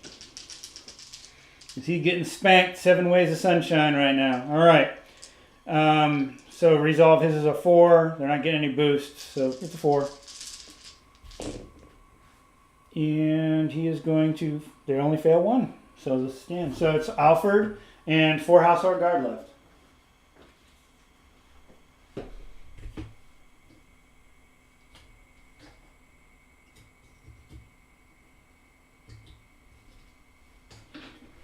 Cool. That does leave an opening for the knights. Crossbowmen. Okay, these crossbowmen are going to fire into the Avatar. They can see them just fine. The Avatar are bigger than they are. And they are definitely within full shots. It's 12 shots. Open fire. 12 shots. Hitting on 3s because we're aiming. No leader. Nice roll. 7 hits. 7 hits out of 12. Avatar are going to be at -1 to their save, which is a defense of 3 right now. They have a 4 base. That's stout. That's like a knight. They are Spires version of knights. On a 3, we will fail 3. So one of these avatars is going to take 3 shots. I think they have 4 pop. They do. So 1 is almost dead. So I'm going to mark that with this little handy dice here. So taking 3 wounds. Cool. All right, the High Clone Executor is going to go. He is going to challenge Alfred to a duel. So it's time. It's time for your impudence to end, human. You are insects. You are vermin. All right, so Alfred is going to take a glorious 4 attacks. Clash 4, because dude charged. And he is going to hit twice. All right, so Alfred takes 2 hits. This guy's got cleave 1, Noble Lord. is defense 3, which would drop him to a 2. However, Alfred's tactics give him an evasion 3 because he's got bodyguard, so he's going to be on a 3. And it looks like he's going to fail 1.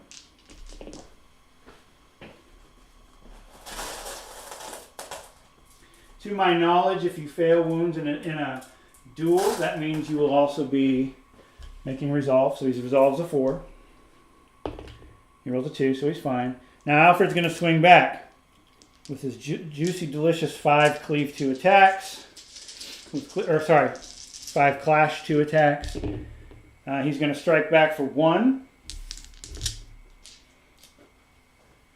Too bad the jewel in his sword has not been awakened yet. If you have read the story, you know what I mean. If you have not, well, you'll find out in a future chapter. Cleave 1. Highborn is going to roll a 4. I'm pretty sure his defense is only a 3. Wow. Alfred did a wound to the Highborn. You reached up and just pimp slapped him right in the face. All right, resolve 4. 5. Oh, the Highborn did not like that. He kind of paused for a minute. The human punched him in the face. He took 2 wounds. He failed a resolve roll. That's interesting.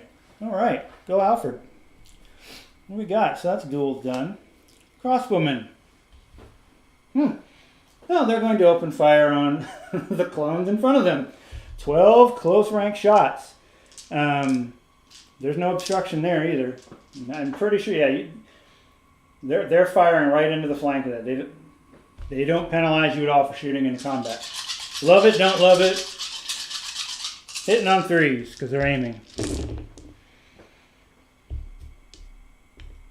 All right, they hit exactly half shot. So the dice luck in this game is about even. Of course, I'm playing myself, which makes sense.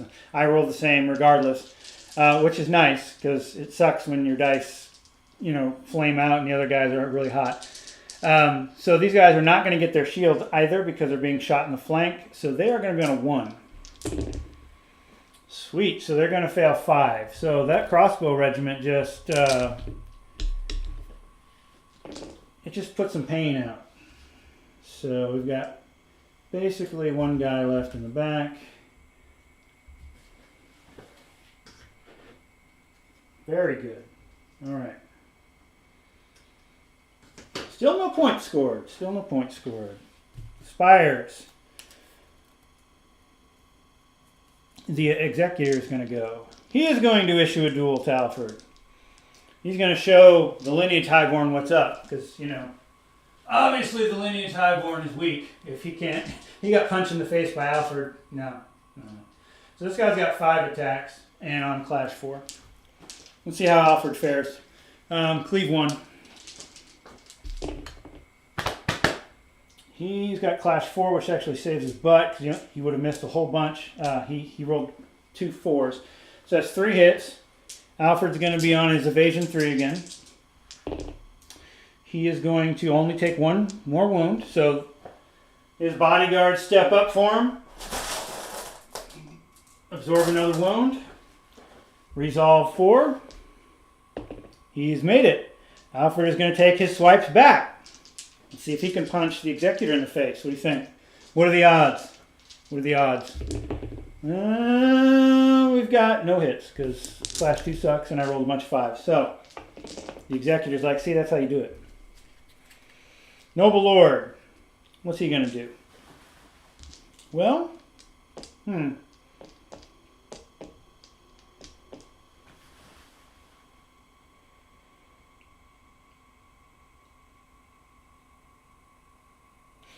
he is going to seek new escort. I'm pretty sure you can seek new... Well, let's look, because that's a question. Can you seek new escort?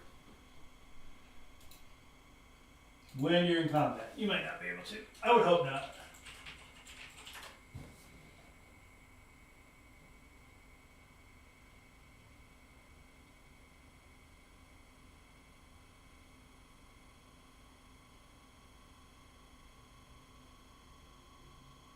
Oh, they've already acted, so you can't. You can't join a unit that's in combat, and you can't leave if that unit's already activated. So he's stuck there. He is stuck there, and he'll probably vanish when those 4 household guard vanish with him. Okay, so he is not going to instigate it. You know what? You know what? I think at this point you gotta be aggressive. You gotta be a little bit aggressive. How many wounds does Mr. Highborn have? He's got 6, so the odds of him doing anything are slim. But I've done 2 wounds to him already. Oh, do we want to do this? Do we want to be that aggressive? That's really aggressive. I'm gonna die anyway. And who knows, he might fail. Okay, Alfred is gonna step up. He's gonna challenge the Highborn, Warlord on Warlord. Why not? Let's do it. All right, the Highborn's like, what? Seriously? Yep, seriously, dude. Hitting on 2s. Oh my God! Alfred hits 4 times. I rolled 1, 1, 2, 2, 5. Holy crap! All right, you gotta roll the dice sometimes, literally. He's got a defense of 3. Well, sadly for Alfred, he makes all his defense rolls, and now he begins to swing back. So he's on a clash of 4. And Alfred will get punched in the face 3 times. We know Alfred's going to be on evasion 3. He's going to make all of his evasion rolls. All right. Well, that could have been cool. Could have been cool. We move on to the Force-Grown Drones. They cheer. Actually,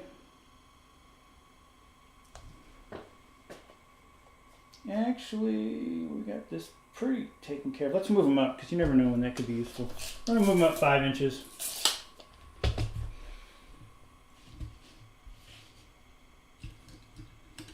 They are a crap unit. They're not really meant to do much, but they can entangle something for a while. And the Ferromancer's about to make someone cry here in a minute with his healing again. Some of these stands are not magnetized, and I can tell because my guys are falling all over the place. All right, so we're going to move them forward. Imperial Officer goes. He grants Bastion.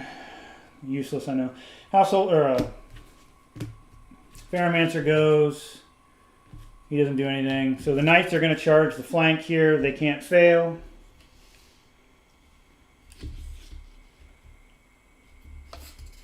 That does leave them open to a flank on the Brutes, but they, we've got to do something. So boom. All right, Knights. They're going to do their impact hits, which is half their attack characteristics, so that should be 2 each.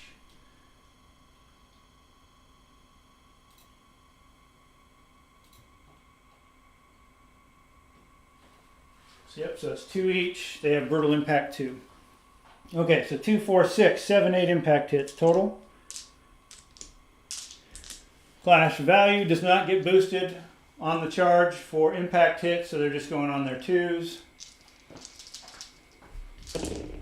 So Avatar are going to suffer 5 impact hits, brutal impact 2.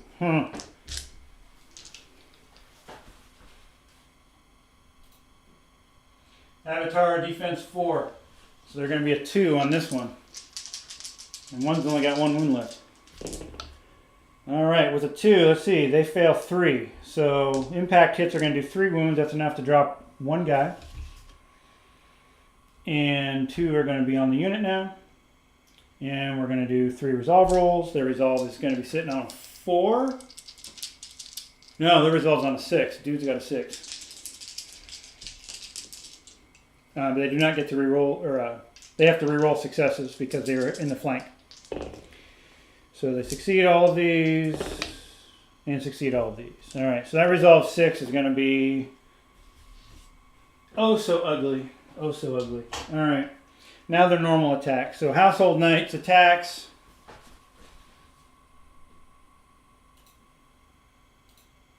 He's got 4 each. Yep. So we're looking at 14 total attacks. These will be on Clash 3. So we're going to have really bad roll. That's 5. And then we're going to roll 3 more. And 2 more. So 7. These will be on their full defense of 4. They're going to get 2 more through. So another guy's going to die. So we'll say this guy dies. And these guys, that'll shrink the unit frontage a little bit.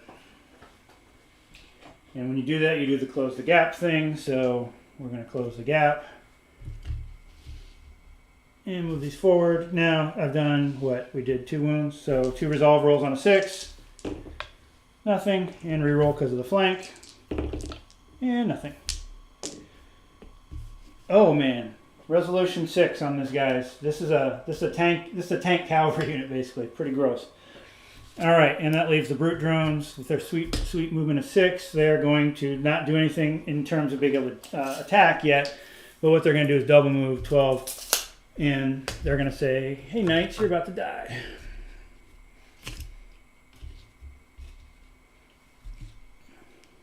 Okay, so this will end turn 4. Sea of Legion still has not come out. What do we got? We've got no points scored. We've got the blood happening though. Turn 5 is going to be pretty interesting. So looking at turn 5, Sea of Legion, I think they're coming automatically, so we don't have to roll for them anymore. 0 to 0. 0 to 0. Alfred's got a wound on him, but his unit's about to die. Not necessarily.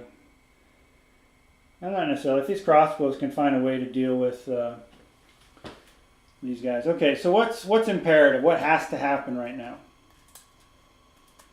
I think to save the household guard, where can you get the most attacks? So, I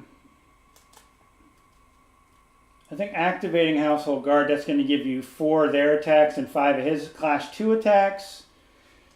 That gives you some resolve versus 12 crossbow shots at a 3. I definitely think that because of the resolve, you want the household guard to go first. Absolutely, need them to go first.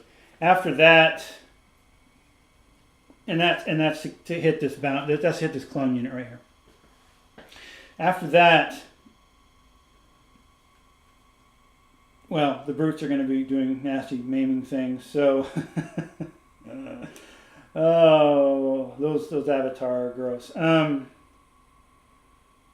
don't think the household guard are going to be alive after that, to be honest. But I think we're going to have to activate the knights next. No. Yeah. Then I think we're going to do the men-at-arms. Then I think we're going to have the crossbows cleaning stuff up. We definitely want Bastion going off. So let's do the officer third, and who knows if that's even going to work. I don't anticipate Alfred being alive, so I'm just going to keep him at the bottom, and Steel Legion will come in at the very tail because they can't charge anything. But what that lets me do is by the end of the turn, I will have a good idea as to what bad things are happening. Now on the Spire side of things, I still think we're all right. If I'm a Spire player, from your perspective, looking at this table, I think we're okay. We got to finish off the household guard. Now how are we going to do that? How are we going to do that? I think we want to heal first of all. So I think the Pharaohmancer needs to go first, and I think we put the the Vanguard clones underneath that. Because if we go first, we have the ability to heal them D6 D6 wounds. So we've got this is actually a stand here, so we've got 4 stands. We can bring back another one. And if I do that, I'm potentially going to be facing halberd attacks coming at me. Or do you just want to attack, right? Do you just want to get in there and attack? That's 2 attacks a pop plus the Executor. I think we do that. I think the clones go first. After that, which means they're not getting healed, right? So we're gonna have to we're sacrificing healing for that. Oh well. After that, I think the brute drones charge. After that, I think the clone infiltrators. Actually, no, the clone infiltrators charge second because those knights aren't going anywhere. Those drones the brutes can charge whenever they want. It's not imperative. The avatar are going to definitely hold. We want these guys to charge so that these men at arms can't countercharge me because I don't know what order they're going to be charging. I mean, I do, but I don't know. So after that, we don't have any draw events we care about. We know that the household guard are going to be. Yeah, they're not going to have a good time when they draw anyway. They're going to rot from the decay anyway. It's all bad. They're not going to be here. They should not be here anymore. So the Avatar, I don't even care about. They're going to be at the end. So that leaves what? Well, we're going to heal the Avatar. So we're going to say Ferromancer goes next. And he's going to heal the Avatar. Then we're going to say the Executor and the Highborn can clean up if Alfred's still alive. And the Brute Drones, they'll just go towards the bottom. Okay, so we have our command deck on turn 5. This is where we tear the heart out of the Imperial Army. This upstart kingdom is doomed. All right, so very important initiative roll. Let's see what happens. So Spires have the bigger deck. Actually, you know what? I don't know what they do anymore. 2, 3, 4, 5, 6. So we have 8 command cards here. 2, 3, 4, 5, 6, 7, 8 command cards. Just straight roll off, guys. Spires, 4. 100 Kingdoms, 4. Oh, we're locked in a battle of will here, dice. 1 on the Spires. 5. All right, 100 Kingdoms are going to start. They celebrate with Household Guard. All right, they inspire. Alfred starts swinging into the the Vanguard clones. So he's on a 3. He's going to hit twice. Clones are on a 3. -1 for the cleave is a 2. They're going to take 1 wound. They are on a resolve of 4. They are going to make the resolve roll. The 4 remaining Household Guard are going to swing on a 3, on a 4, because they're inspired. That 4 is not going to make a difference. They're only going to hit twice. Cleave 1. Again, a 2 defense. 1 clone is going to die. Resolving on a 4. There's a 6, so another clone decides he's going to run. All right. And there we go. Didn't do it, guys. Didn't do it. Well, it was a long shot anyway. So the pain gets brought. Actually, and I think now that they've activated, they have to do their decay event. Because once you're engaged, you have to do your decay event. So that's 3 per stand. That's 6 wound or 6 dice you're going to roll on a 5 up. Decay is going to hit 3 times. 3 beautiful times. So that leaves 1 Household Guard. I hate decay so much. That is so gross. All right. There's a Standard Bearer standing there like, what the hell? It's me and you, King Alfred. It's me and you. Oh, decay is so gross. We need to get a picture of that, of decay. We're going to call it decay.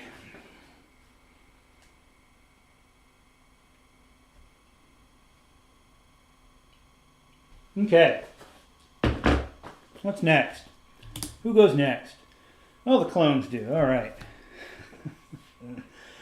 So we got a stand on them of 4 guys. So it's 4 plus 1 plus the Executor. The Executor is going to go with his 5 attacks. He's hitting on a 4. He's got to kill 1 guy. Holy, he hits 3 times. Leave 1, and that'll do it. So Household Guard, last guy dies, which means Alfred dies as well. Alfred's already swung, so he doesn't get to do anything bonus. And just like that, 3 points are scored. 2 for Alfred, 1 for the Household Guard. Spires are now up 3-0.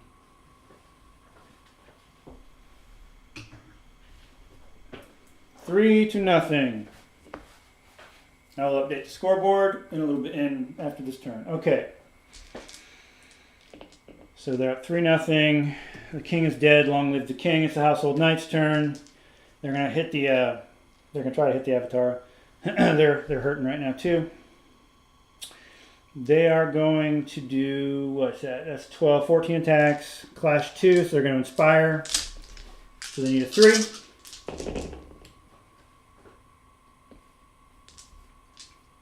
So that's 5 hits. So get 2 more. 2 more hits. So 7 hits total. Avatar with that defense of 4. Oh my, they're going to roll a 40k roll there. 4 wounds. That's 1 whole Avatar dies. Okay. And resolve 6. They make them all, but they have to reroll them. They will fail 1. Finally, they will fail 1. So they'll take an additional wound.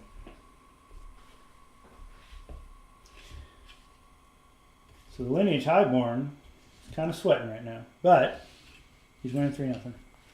Okay. Whose turn is it now? It is the Clone Infiltrators. They're definitely going to... what do they want to do? That's a good question. Well, they do the same regardless. They're going to shoot. You know why they're going to shoot? Because the men-at-arms can't respond. They don't have missile weapons. But if they charge, then the men-at-arms get to strike them back. Why? Why do that? Don't have to do that. I'll make the men-at-arms roll the charge roll to hit me. I'll aim and volley. 24 shots going into the men-at-arms. On a volley 3.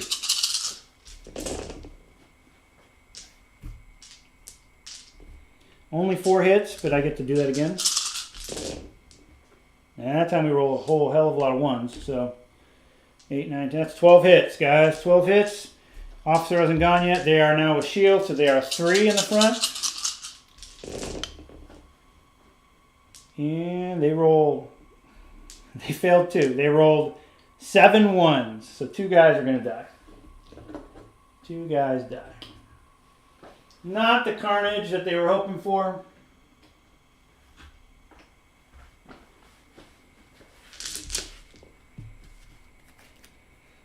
The officer goes next. Says, "Oh, now we're bastioned." Ferromancer goes. He's going to cast healing on the Avatara. So they're going to get D6 wounds back. They're going to pump 3 wounds back into them, so 1 is fully healed. The other one comes back with 2 wounds. That's always fun. That's always fun. Do what you can do, and then healing begins. We're going to put them over here with 2 wounds. Okay, so then we have the men-at-arms. They're going to try to charge. Are they brave enough? So they're 9 inches away. They have a 5-inch movement. They have a 4 with a standard. They get to re-roll. See what we got. Roll the 6. So they're in there. All right. Men-at-arms, you need to do something, because the kingdoms are they're not having a good day right now. They're not having a good day. Okay, Victor, you've got what? You've got 4 attacks at Clash 3. You got your petite rapier. Do it, Victor. No, that's not doing it. It's 2 hits. Okay, they're going to be going off of a defensive 2. And you're going to do a wound to them. Good job. You're going to do a resolve roll, which they're going to make. So you've killed 1. 1 juicy, sweet infiltrator. Okay. Men-at-arms, that's going to be 8 plus 1 in the back is 9 attacks. Clash 2 plus 1 for charging. Men-at-arms are going to do a little bit better. Nah, not bad, not bad. That's 6 hits. 6 hits out of 9. It's well above 50%. The clones on a 2 are going to fail 4.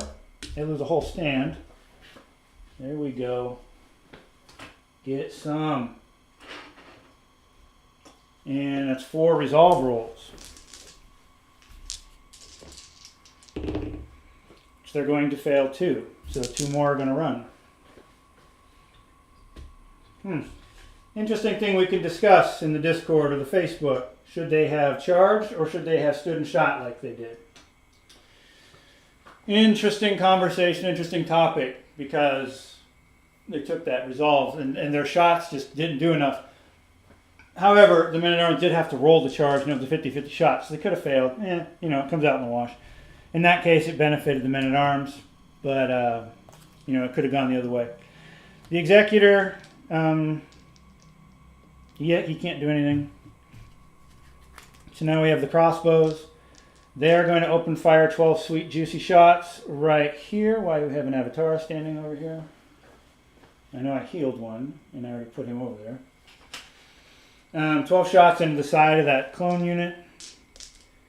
There's a chance that the Executor might be going down in the blaze of glory right here as well. Can the crossbowmen be the hero we need but don't deserve? Well, they certainly hit 8 times. Bound clones. They have an evasion of 2. They're going to have to use that evasion of 2. And they use it to good effect. They only lose 3 guys.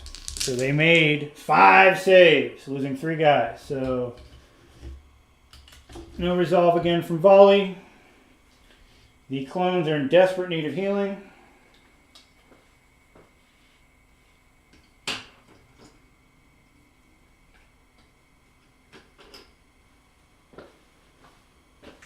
Still no points scored by the Hunter Kingdoms. It is still 3-2-0. All right, Lineage Highborn. No one to duel, no one to do anything with. He's done. Mercenary Crossbowmen over here. The only thing they really have a clear shot to are the brutes, so let's see if they can send these guys out. It's going to be an obstructed shot because of range, but everyone's good, so that's 6 shots on an aim. Puts us at a volley of 3 for 6 shots. We're going to open fire. We're going to hit 4 out of 6 times, so dice gods are doing good for us. And these brute drones are defense of 3, so they'll be on a 2. And they'll fail 2. So 1 brute drone is wounded with 2 wounds.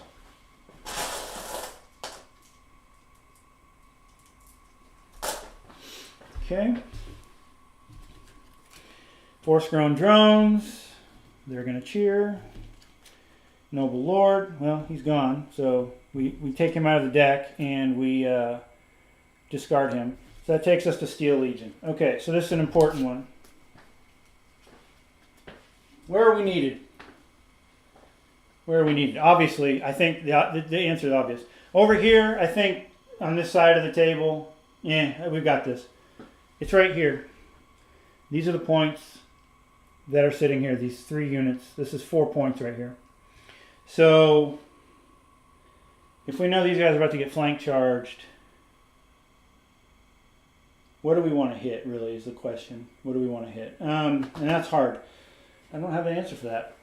We can come up the middle. I think we'll do that. We'll come up the middle. Otherwise, you got to swing all the way around, and then it's going to let these 2 get away. It's not worth it. All right, so Steel Legion. Yeah, I only have 4 stands out because I forgot to pull my 5th stand out. There are only 4 stands of these guys. My bad. I'm trying to cheat myself. Bring 5 stands out against myself when I only got 4. Must win. Must win. We're going to do a 10-inch march, 11-inch march off this hill. That is going to put them right here.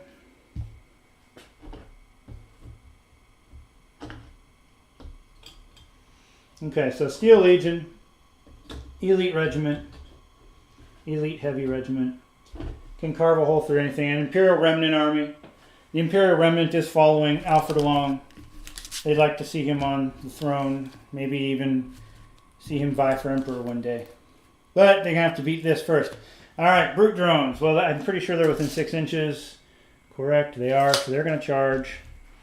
And they're going to begin laying the hammer down on these knights. Alright, Brute Drones are gross. They have 5 attacks apiece. That's 15 plus 1 supporting attack. So that's 16 attacks. And you re-roll all the misses because they got flurry. Clash 3 because they charged. Oh boy. Oh boy, look at that. Alright, so we've got 7 hits initially. Re-rolling. We got 10 hits. And we're going to get 5 more dice. So 10 hits plus 2 more, so we're at 12, plus re-rolling these 3 misses is still 3 misses. So 12 hits to the knights. Now they're not using their shields, they got defense 3. So they're going to come in, let's see. Oh yeah, it's bad. It's bad. They failed 8 of the 12 on a 50-50. 8 of the 12. That's 2 knights die. And that's 8 resolve rolls. 8 resolve rolls. And we have to re-roll the successes because they're in the flank. Knights are resolve 3. 50-50. 50-50 on each one. Ooh. Oh, we rolled good that time. So on a 3, it looks like we're going to fail 2. So 1 knight takes 2 more wounds. He's kind of, thinking, do I really want to be here? All right. Not as bad as it could be. Still workable. We got to get this middle cleaned. Got to get the middle cleaned. It's huge. And then the Avatar go. Well, the Avatar can't do anything other than the Highborn is going to swing into the Knights because she's flanked right now. So 4 attacks. I give it a gender, but it's a statue, so, you know. Inspire puts her on a 4. 3 hits, cleave 1. All right, guys. This is from the front, so your defense is 3. You'll fail 2 more. 2 resolve rolls. You'll fail 2 more. Oh, God. Ah! All right, turn 5. Turn 5 was brutal. That's done. Let me take a couple minutes. I got to update the score real quick. It is, we have lost no Spires here. It is 3-0 right now.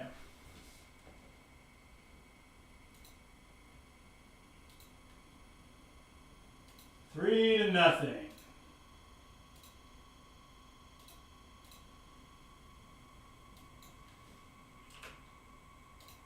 All right. And we're on turn 6. All the units are on. We are approaching the end of the mid game, and we're getting ready to look at the end game. So the game does go to 10, but you can kind of start to see we've got 1 push left. We've got 1 push left. We've got 1 real combat effective unit, and that's it. So I've got to do 3 wounds to the bound clones. If I can do the Vanguard clones. If I can do 3 wounds to them somehow, that unit's gone, and they score 2. And then the Steel Legion can charge the Avatar. That's what has to happen. I'm wasting... If I say Steel Legion goes first and charges, they will destroy that unit, but they're not going to get into the Avatar. So we're going to have to activate crossbows first and hope for a good roll. You got to do 3 wounds here. 3 wounds. Okay. After that, I'm going to activate the second unit of crossbows. No, after that, here's a dilemma too.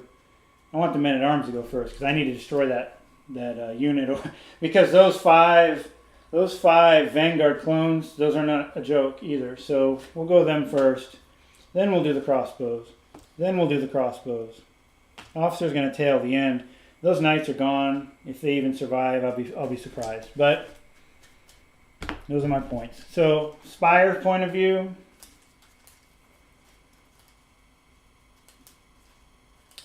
From a Spire point of view, they want to get... They need to get healed. For sure. So we're going to try the Ferromancer first to heal the clones.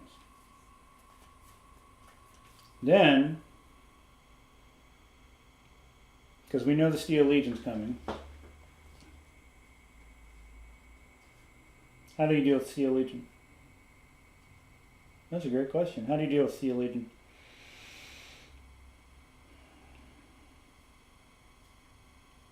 That's a tough one. We'll do Vanguard Clone Infiltrators next. We'll do Brute Drones after that. The Executor can't seek a new escort because nothing's his size, or he'd get out of there because he's got that nasty, nasty ability. We'll do Avatara. Alright, so cool. Turn 6. We know that the 100 Kingdoms do have the card disadvantage, so they get to modify their roll. Spires are on a 6, 100 Kingdoms are on a 1. Spires go first. Alright, so Ferromancer is going to activate, and he is going to heal the clones for, oh my, 1. Well, that wasn't what the Spires were hoping for. But you got 1 wound back. Alright, so now we have the men-at-arms go. They're going to activate and attack the infiltrators. So the officer's got 4 attacks at clash 3 because they're inspiring. He's going to hit once. They're going to have a defense of 2. They're going to fail. They're going to resolve 4. They're going to succeed. That leaves 9 men-at-arm attacks. Hitting on 3s because they're inspired. Oh, and they rolled like total dog ass. Oh my. That's 5 6s, and 3 5s, and a 4. That's a total whiff. Total waffle. They just slap fight the Vanguard clone infiltrators. And I can't, that really hurts. So that could cost them. Clone infiltrators will return fire. They've got 8 attacks. They're going to be on a clash of 4 with Inspire. I'm pretty sure. Let me check.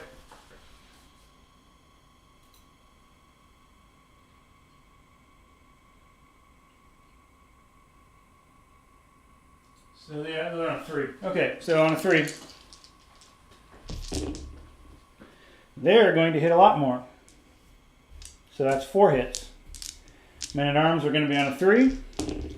They're going to fail 2. They're going to resolve roll off of a 3. They're going to fail another one with a 6, so they've lost 3 total. That's a whole stand. Men-at-Arms being whittled down. Okay. Crossbowmen. These 12 right here in the middle of the table. There's 4 guys I've got to kill. This is where not having leaders hurts, because those rerolls can add up. They're hitting on 3, so they're 50-50. And the dice are going to continue to poop on me. All right. 4 out of those 12 hit. The rest are 4 ups. The clones are going to be on their evasion score of 2, and they're going to make half. So we lost 2. It's not enough. It's not enough. And actually just healing that 1 may make the difference right there. There's 2 clones left. 2 clones left. All right, the brute drones are going to go. They start tearing into the knights again. That's 10 attacks this time, plus 2 supporting with rerolls. And inspired on a 3. And they don't have the problem with the dice pooping on them because, well, they get to reroll anyway, but that's 8 hits plus none more. So 8. The knights are going to be on 3s. The knights are going to fail 4. That leaves 2 left, and they have to make 4 resolve rolls on a 3, and they fail those both. So the knights are destroyed. The spires go up again on another point.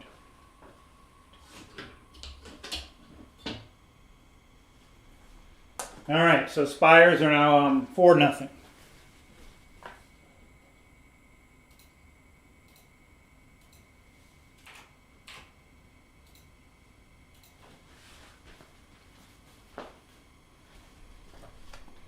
Crosswomen are going to go.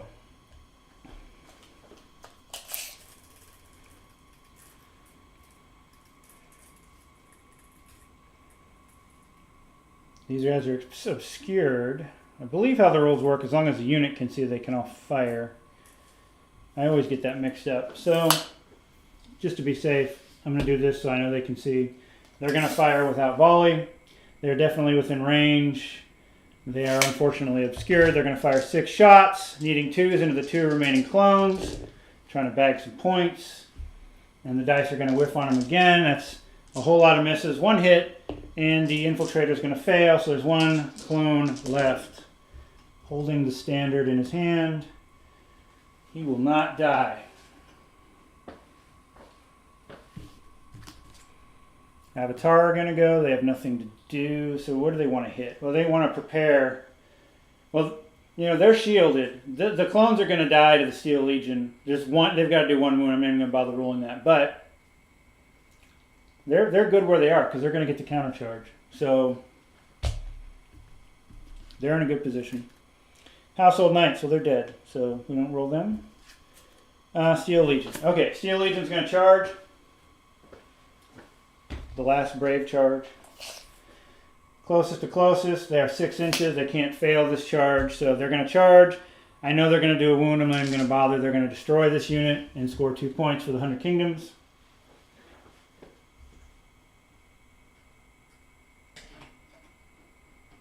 So that was their charge. They can't do anything else. They're going to stare down their enemies.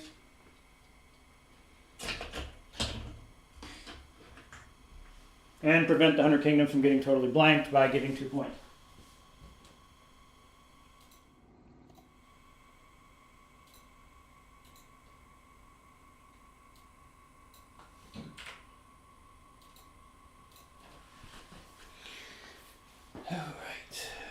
so they charged.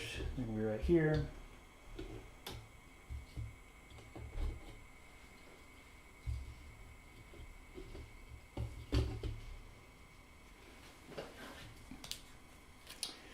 Executor go. Oh, he's dead, so he's gone now. So that means we draw the Highborn. They wait. And the last 100 kingdoms is the officer, and there's nothing he can do. So then we do the drones. They're fine, and the clones are destroyed. All right, so that's what? It's turn 6. So we're on end game. We're on turn 7. Almost there. Spires, I think, have a really good chance to seal this up. It's not totally over yet, but so if you look at this, actually, if you look at this, there's two Spires units that are capable of doing anything. These brutes and the Avatara. Steel Legion are going to tear up whatever they hit. And then we've got these light units. So it's still going either way. Now, if you're looking at it from the 100 Kingdoms perspective, where do you want to go? Obviously, the Steel Legion need to go first, I think. These men-at-arms are pretty much wasted, though. We could have the men-at-arms go first, but I want to get the Steel Legion to charge, and I want to get them to destroy the Avatara before there's any shenanigans, any healing shenanigans or anything like that. So we're going to have them go first. We're going to follow that up with men-at-arms, and then we're going to finish with the crossbows. From a Spire's perspective, the question is, do you heal first and then charge, or do you charge first? They're not going to get through all those Steel Legion. But you have a good feeling that they're going to be charging with Steel Legion first. That's the critical piece. And 9 times out of 10, that's what's going to happen. So if I heal, I've taken 2 wounds. I can probably bring that one to full and have a third guy. You know you're going to be taking the attack back. And then you just hope for that high. They're going to be on defense 2 after the cleave 2 with a resolve of 6. So I think we do that. I think you hope for a good healing roll on the Avatar. After that, you want the infiltrators to try to go before anything and get those brute drones in the flank. Okay, so I think we're back down to 3, 4, 5, 6 Spires cards. And we have 5 Imperial. Okay, so the 100 Kingdoms are at +1. Spires are going on a 2. Kingdoms are going on a 5. All right, here we go. Turn 7. We're almost there. We're rounding it up. Steel Legion charges. Here's our chance. Here's our chance to kill the Warlord before any healing crap can go off. Okay, what do we give these guys? Do we give them anything on the army roster? I'm specifically looking for a leader. Okay? I did not give them Fury or anything like that because I'm trying to cut points. They do, in fact, have leader, and the reason they have leader is because I had 10 extra points. Okay, so they're going to be Clash 4. It's 12, 13 attacks on Clash 4. Let's see if these guys can bring it home. Clash 4.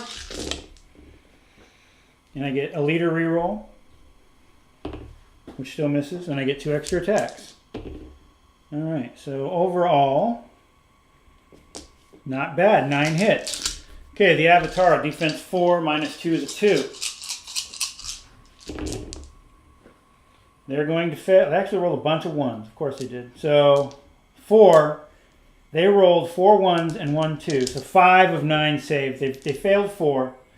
And now they got to make 4 6s. Resolve 6. That resolve 6 is gross. They fail 1 of those. So they take, they took 4. And they'll take an additional 1 is 5. So they lose 1 total stand, and 1 stand still left with 1 wound left on it. So the healing shenanigans will happen.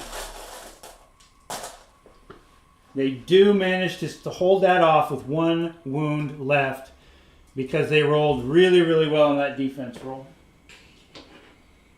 And then that resolve 6, man. Just given that Highborn the ability to boost the stat on a 4, resolve, and it lasts all game from what the FAQ said. So, what can you do? I think that's a resolve 6 Avatar unit. They're not going anywhere. All right, Ferromancer is going to take the Avatar. He's going to cure them. So they're going to heal. Oh, 6 wounds. Of course they are. Of course they are. So 3 wounds goes away here. Leaves 3 left to bring over Nya. So now he just undid everything Steel Legion just did just now. Unbelievable. 3 on here. Yeah, and then so he's got 1 wound on him now. So this Avatar unit right here, it's got 2 stands back plus the character. And that just tears your soul out right there.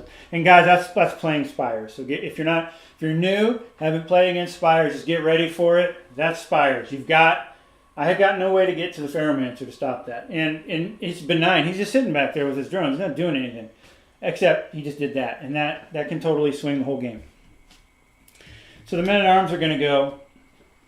And so there's 4. They've got to kill 4 infiltrators. So Officer's going to go on a 3. He's got to clash 3 on the Inspire. He's actually going to hit all 4 times. The infiltrators are going to save on a 2. They're going to fail 3 of those. And the resolve is going to fail as well. So the officer is going to beat them back. And he's going to score the kingdoms another point.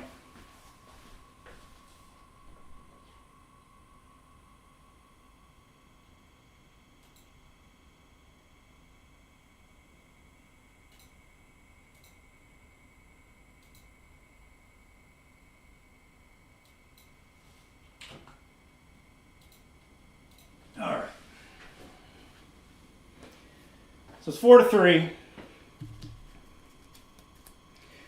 Infiltrators are gone. I think they did their job, though. They really pulled. Look at what the infiltrators did. They didn't score points in this case, but they pulled these men-at-arms way over here. So these men-at-arms are pretty much out of the game. They weren't able to do anything else. They did score a point off the infiltrators, but they're not going to be able to contribute to anything else. Positioning is crucial. Points aren't everything. Brute drones. Well, the brute drones are in an interesting position right now. Because if you look at them, they are not in the flank zone. They are not in the flank zone of the Steel Legion. And I know this camera angle is not showing you that very well, but they're not. They're primarily in the front. So what that means, and they can't charge the front because there's already a unit in the front. So they could do this corner-to-corner crap, but then only one's getting in. They don't want to do that. So what they're going to do, because they can do impact hits, we're going to move them.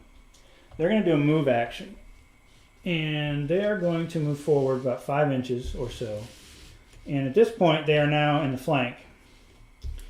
And then what they're going to do, obviously, is charge. So now the majority is in the flank zone. Okay. So now they're going to do a flank. And they don't have to roll because they're well within their movement. They're not going to get to clash this turn, but they're going to do impact hits. And this might seal it right here. So impact hits are half. Rounded down, that's they have 5 attacks. Normally it's 2, 4, 6, 7 impact hits on clash 2. They're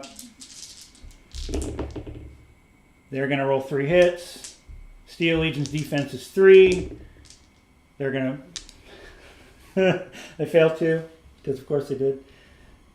And they're going to have to make 2 resolve rolls now with on a reroll. So they are 4 stands, resolve 3. And... make you double sure. Yes, resolve 3. Plus 1 for having 4 stands. So there are 4 right now. And they'll fail another one. So they still have 4 stands, but you have 1 guy remaining. Not as bad as it could be. But we've got... This isn't good. So the crosswomen are going to go next. Now the crosswomen don't... this is the wild card, right? So you can shoot into combat, number 1. Number 2, we've got all these big size 2 things, which means I can shoot at them and see them just fine. So I don't even have to worry. So what can I drop? What needs to die? Well, the points are... I've got 7 wounds now in the damn Avatar, and a lot more than that in the brutes. So if I can try to get these Avatar out of here, that's at least going to give me some points and make me feel better about myself. So we're going to do that. These crosswomen are going to open fire from here to these Avatar. They're going to aim and need 3s. Because Ferromancer is a butthole. Okay, no leader. We've got 7 hits. Defense now is a 2. And they're going to do it again, and they're going to roll a bunch of 2s. They failed 3. So that's enough to drop another stand. for now, you know, quote unquote for now. All right, no resolve because it's a volley. Okay, the highborn's gonna go, can't do anything. Crossbowmen over here are gonna go. Now these crossbowmen can only shoot at the brutes because they can't see the avatar. I would love to shoot the avatar, but I can't see him because brutes and avatar are both size 2. So hitting these brutes on a 3, and they're already wounded, so maybe we can get lucky here. And we're gonna do 8 hits. All right, not bad. These guys are defense of a 3, I believe. The brutes are a 3. Yep, so they're gonna be a 2. And they're gonna get stung with a lot of 6s that time. They make 3, so they took 5 wounds. Nice. So 5 wounds is gonna drop 1 stand and do 3 wounds to another stand. So if we can get these brutes off these guys, that's going to make that could make the difference. Okay. So next up we have the drones. We're going to have to start moving them up now. I'm hiding 2 points. I could lose. Yeah. There's a chance that the Spires don't win this one. So we are going to do a 10-inch move.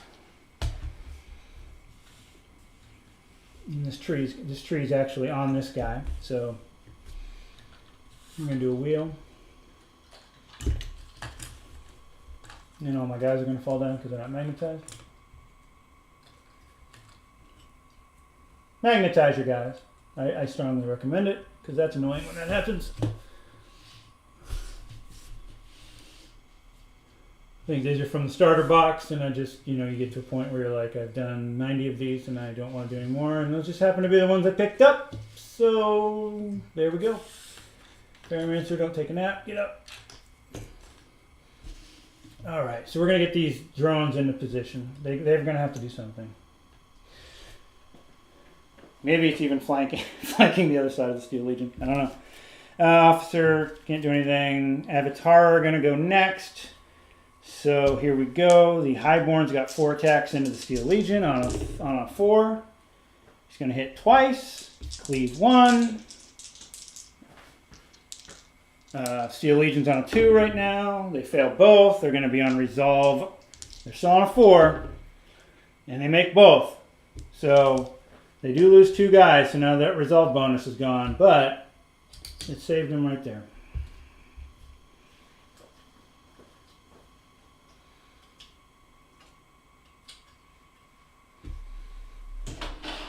Okay, now that leaves the other Avatar with his 4 attacks. Avatar class 2, 3 on the Inspire. He's going to sweep with his pole arm and do 3 hits. Cleave 1, Steel Legion's on a 2. We're going to save 1, fail 2. To resolve on a 3. He's going to fail another one. So I'm going to lose 3 guys. It's another stand. And you can see things are about ready to go south real quick. Alright, so that's the end of turn 7. We're on turn 8, and things are about to pretty much end. What can we do to salvage this? Well, we know Steel Legion has to go first. We know that the crossbows then have to go next. And the men-at-arms are pretty much behind. Over here for damage potential, we want the Cleave 1 stuff to go, so we're going to have the Avatar. Actually, we're going to be gross again. We're going to have the Ferromancer heal the Avatar again. We're going to have the Brutes go next. Yeah. Alright, turn 8. Roll, Spires, 5. 100 Kingdoms, 4. Spires go first. Ferromancer says, do-do-do-do-do-do-do. The Avatar go to the bottom of the deck and heal 4 wounds. That's an entire Avatar that comes back to the table. Everybody applaud. Everybody applaud. How disheartening would that be to just be fighting like that and it just never ends? They just keep getting back up. Somehow statues are affected by pheromones. Alright, Steel Legion's going to go. Here we go. We got 8 attacks with a leader. Clash 4. They've got to get through 8 wounds. They get a reroll, a single reroll. All right, so with the single reroll on a clash of 4, they hit 6 times. All right, Avatar are going to be on a defense 2. They're going to roll a bunch of 1s again. They failed 3. So 3, and they're on resolve 6. And they don't roll a single 6, so they just take 3 wounds. And that'll probably do it right there because they've got their full attacks back. So now we have brute drones with their 11 attacks with rerolls on 3s. Actually, they didn't hit a lot of those, but they get to reroll. All of them. Flurry is amazing. Okay, so they'll do 7 wounds to the Steel Legion. Okay, Steel Legion's on a 3. They're going to fail 2. They're going to make 2 resolve rolls on a 3 and fail those as well, leaving 1 stand left. Last stand. The last stand. How heavy metal is that? Crossbowmen, 12 shots into the wounded Avatara. On 3s. On 3s. Can we at least win the moral victory of killing their warlord? Not with those rolls. Oh, if you're playing 40k, you'd have loved these rolls. These were almost all 6s. That's gross. 4 hits. And 4 hits, 6 6s, and 2 5s. Okay, they're on a 2 for defense. They failed 3. So, one guy's got 2 left. Again, the Pharaohmancer's getting ready to do his juju. Highborn goes, nothing to do. Crossbows go. These 12 are in the back of the drones again.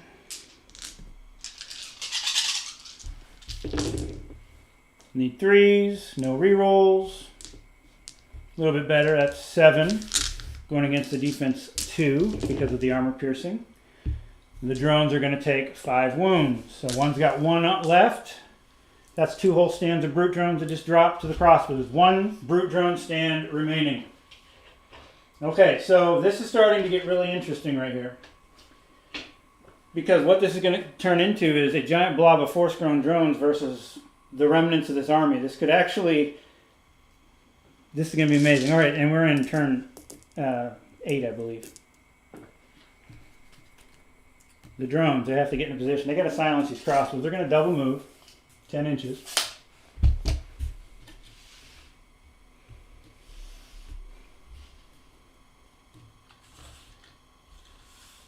These aren't configured to explode. They did not take the explodey bomby one.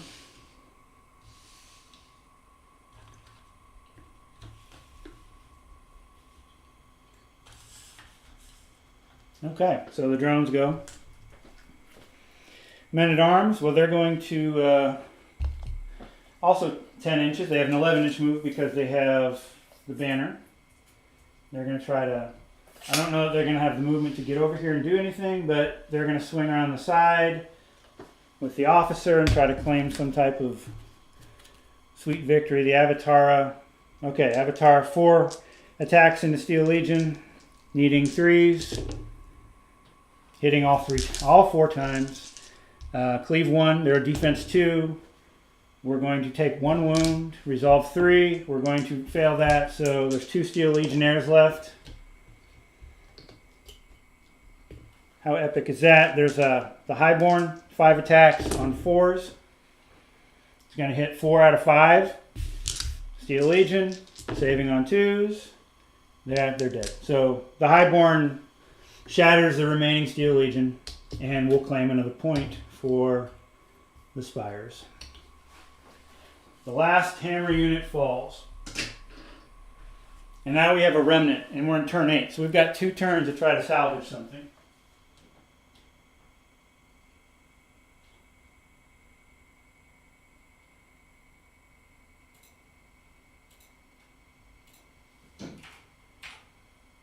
Ding.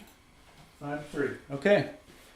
That list leaves the officer. Okay, so we're on turn 9. It's 5-3. So if you're a player right now, it's 5-3. Two things are going to happen normally at this point. One, the player who lost all of his good units is going to concede to you because all his good units are dead, so he feels it's useless. Two, you're going to have someone tenacious who's going to be like, dude, I'm gonna do my best to try to pull some points out and see what I can do. And I'm going to do that. And I'm going to do that because now, if I don't think that there's any chance I can do anything significant, I may just concede. But if I can kill this Avatar unit and I can kill that Brute unit, guess what, guys? That's 3 points. I'm now winning. I'm now winning 6-5. Okay? And I've got 2 turns. I can turn this into a draw. Even though this doesn't look good right now, this is still a 50-50 game. Now, granted, a lot of that was because of the forces that were chosen. I did not choose to overwhelm and try to skew the table. So it wasn't a skew game. But skew games aren't fun to watch in the first place because who wants to sit and watch 4 turns of someone get pounded into the table and that's it? And this is more fun because this actually came down to the maneuver. So, granted, if you're playing solo, you're going to have more even games because you know you know what you're trying to plan. So a lot of it comes down to dice. But it's still been fun. Okay, so we want the crossbows to go. Absolutely go. It's got to be crossbows. What do they want to do? Well, they want to heal. And they want to heal the Avatar because, you know what? Yeah, I think we want to heal the Avatar. Then we want brutes. Then the drones. Okay, turn 9, guys. Turn 9. It's been epic in the forest. Let's bring it home. We're even. Well, we're 5-4. So the 100 Kingdoms gets +1. So Spires 5, 100 Kingdoms 3. Spires are going first. The Ferromancer, you know what he's doing. Oh, he's going to blow his magic pipe. And his magic pheromones. Oh, he only gets 1 wound back. 1 wound back, but hey, he's got 3 wounds. I got to do 3 wounds. Okay, crossbowmen. Opening fire at the Avatar. I got to do 3 wounds. No resolve. No leader. Hitting on 3s. Hitting on 3s. So the dice. Let's see what they do to me. Okay. We got 6. We got a 50-50 split. Cool. All right. Now, these guys are saving on a 2, a third. So that means I should do 4 wounds. He should die. Or 3 wounds-ish. On a 2, he's going to fail 5. Yes. So the Avatara and the Highborn with him go bye-bye. Okay. Now, significantly different battlefield right now. The enemy warlords are both dead. 100 Kingdoms have just scored, actually 3 points. The warlords are worth an extra point, and Spire should have an extra point as well, because I did not give them the extra points. Let me fix that for you real quick. We are going to have a 6-6 game right now.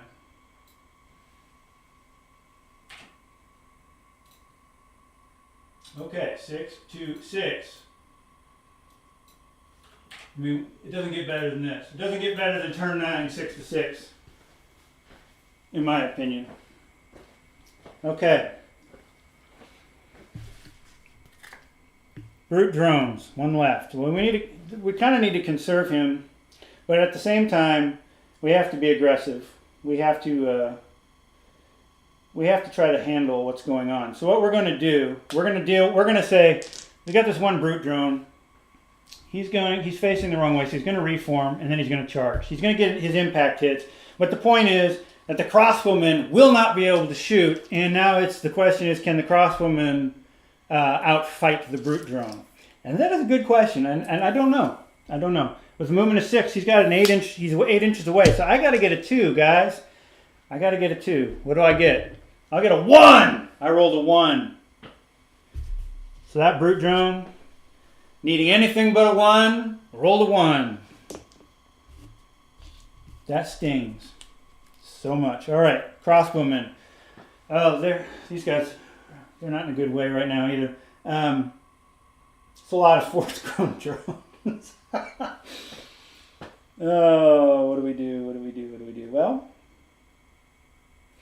they can kill the last brute drone, go up a point, and at that point, the charge in. Yeah, they're going to do that. We're going to try to get points here. We're playing for points. So this is going to require a reform action to face the brute drone. Yes, it does leave my flank open. Yes. It does. And additionally, I'm probably giving that point up to my opponent. So I'm trading a point for point. However, I've got 2 other elements on the table on either wing. So, you know, this may very well be a stalemate. I've got 12 shots. I need 2s instead of 3s because I can't aim. And we're going to roll like dog crap. 1 hit. And his defense, he's going to fail. So, yeah, I did a wound. But that's going to be painful because I did not get the point I wanted. All right. The drones. They are 6 inches away, so they can't fail this charge. They're going to swarm forward into that sweet flank. Now, had I not reformed like that, I would have fired into the drones, and I would have done, well, and you saw, I would have missed almost all of them. It would almost be the same thing. They would come in and wipe me out anyway. So I took the shot that I could get enough wounds to take the brute drone out and score a point, and I failed. But I think the outcome in shooting the force-grown drones is the same. It's 100% the same. There's no way I can do enough damage to that to make a difference to even remotely score. So so they're going to come in and clip, and then we have to do this little realignment thing. So you have to realign to your target.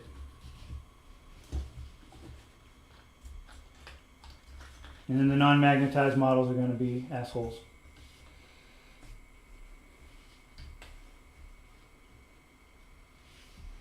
Okay, so while these guys are not very good in combat, they're more than a match for crossbowmen, and this is a big tanky unit of them. So, okay, what do we got? We've got 2 base in contact, that's 8, and then their support. So 10, 12, 14, 16, 18, 20 sweet trash attacks on a 2. On a 2. Here's 12, I get 8 more on a 2. No leader. But, let's see, that's 3, that's 4, and I get 8 more.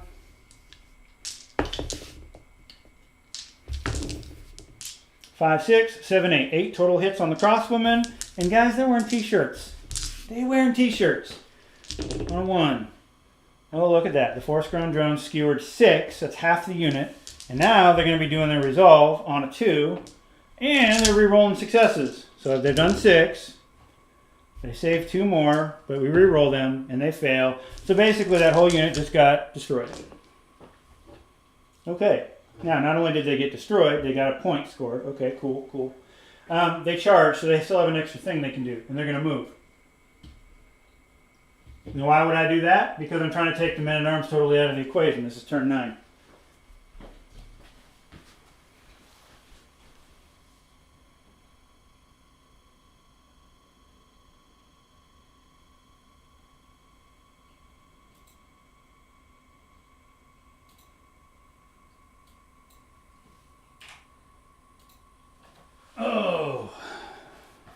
You're right. I saw something that's important. Not the brutes have reroll the charges, or not brutes don't have reroll charges. These guys have unstoppable, which lets them reroll. So, Mr. Dude failed his charge up here, and I should have rerolled that. So I'm going to do that because that can actually. He's only taken a wound, so nothing's really changed. Let's see if he can get in. And we roll. Nope.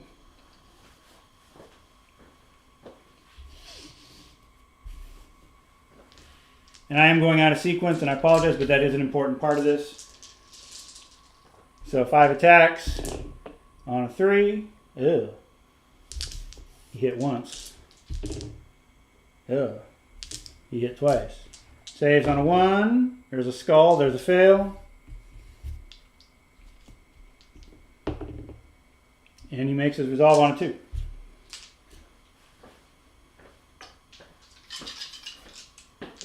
We had to back up the train a little bit. I'm trying to play solo, so I do forget rules as I'm trying to do this. So thank you for keeping me honest. And I believe in that case, that definitely warranted that. So we had the drones are going to get an extra move before I forget.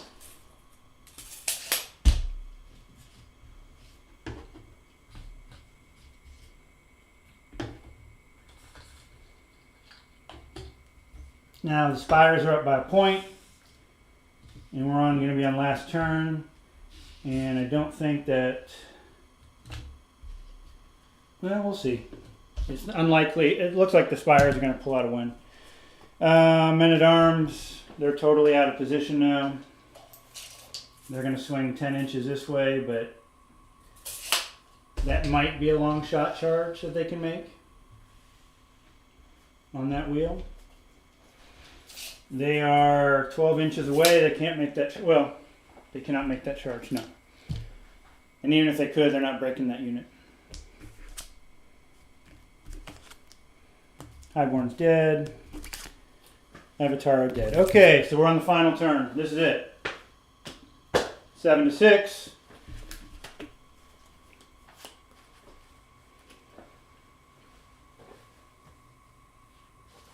Crossbow are going to try to go first to get their attacks. They're not going to be able to do enough, barring some really disgusting thing. The brutes are going to go first, and that's pretty much going to call it. All right, so who goes first? We have 3 cards, 2, 3 cards, so it's even. Spires, 5 to 3. So the brute drone's going to go. Here we go, brute drone, hitting on 3s with the reroll. He hits all 5. T-shirt save. 2 1s actually, so 3 plus failed resolve. They actually make 2 of the 3, so they lost 3. That's a whole stand. 2 stands left. Technically, it's possible they could pull something out. Likelihood, not. If they don't, then that's game. It'll end right here. So, inspired, clash 2, because our clash is 1 normally. And they rolled like shit, 1 hit, and that's not going to be enough, and the brute's going to save, and that's going to be game. So, the drones can't do anything. He could heal that unit, but again, that's turn 10, and we're going to call it. It looks like we're going to have a 7 to 6 game overall. So, not bad. Not bad.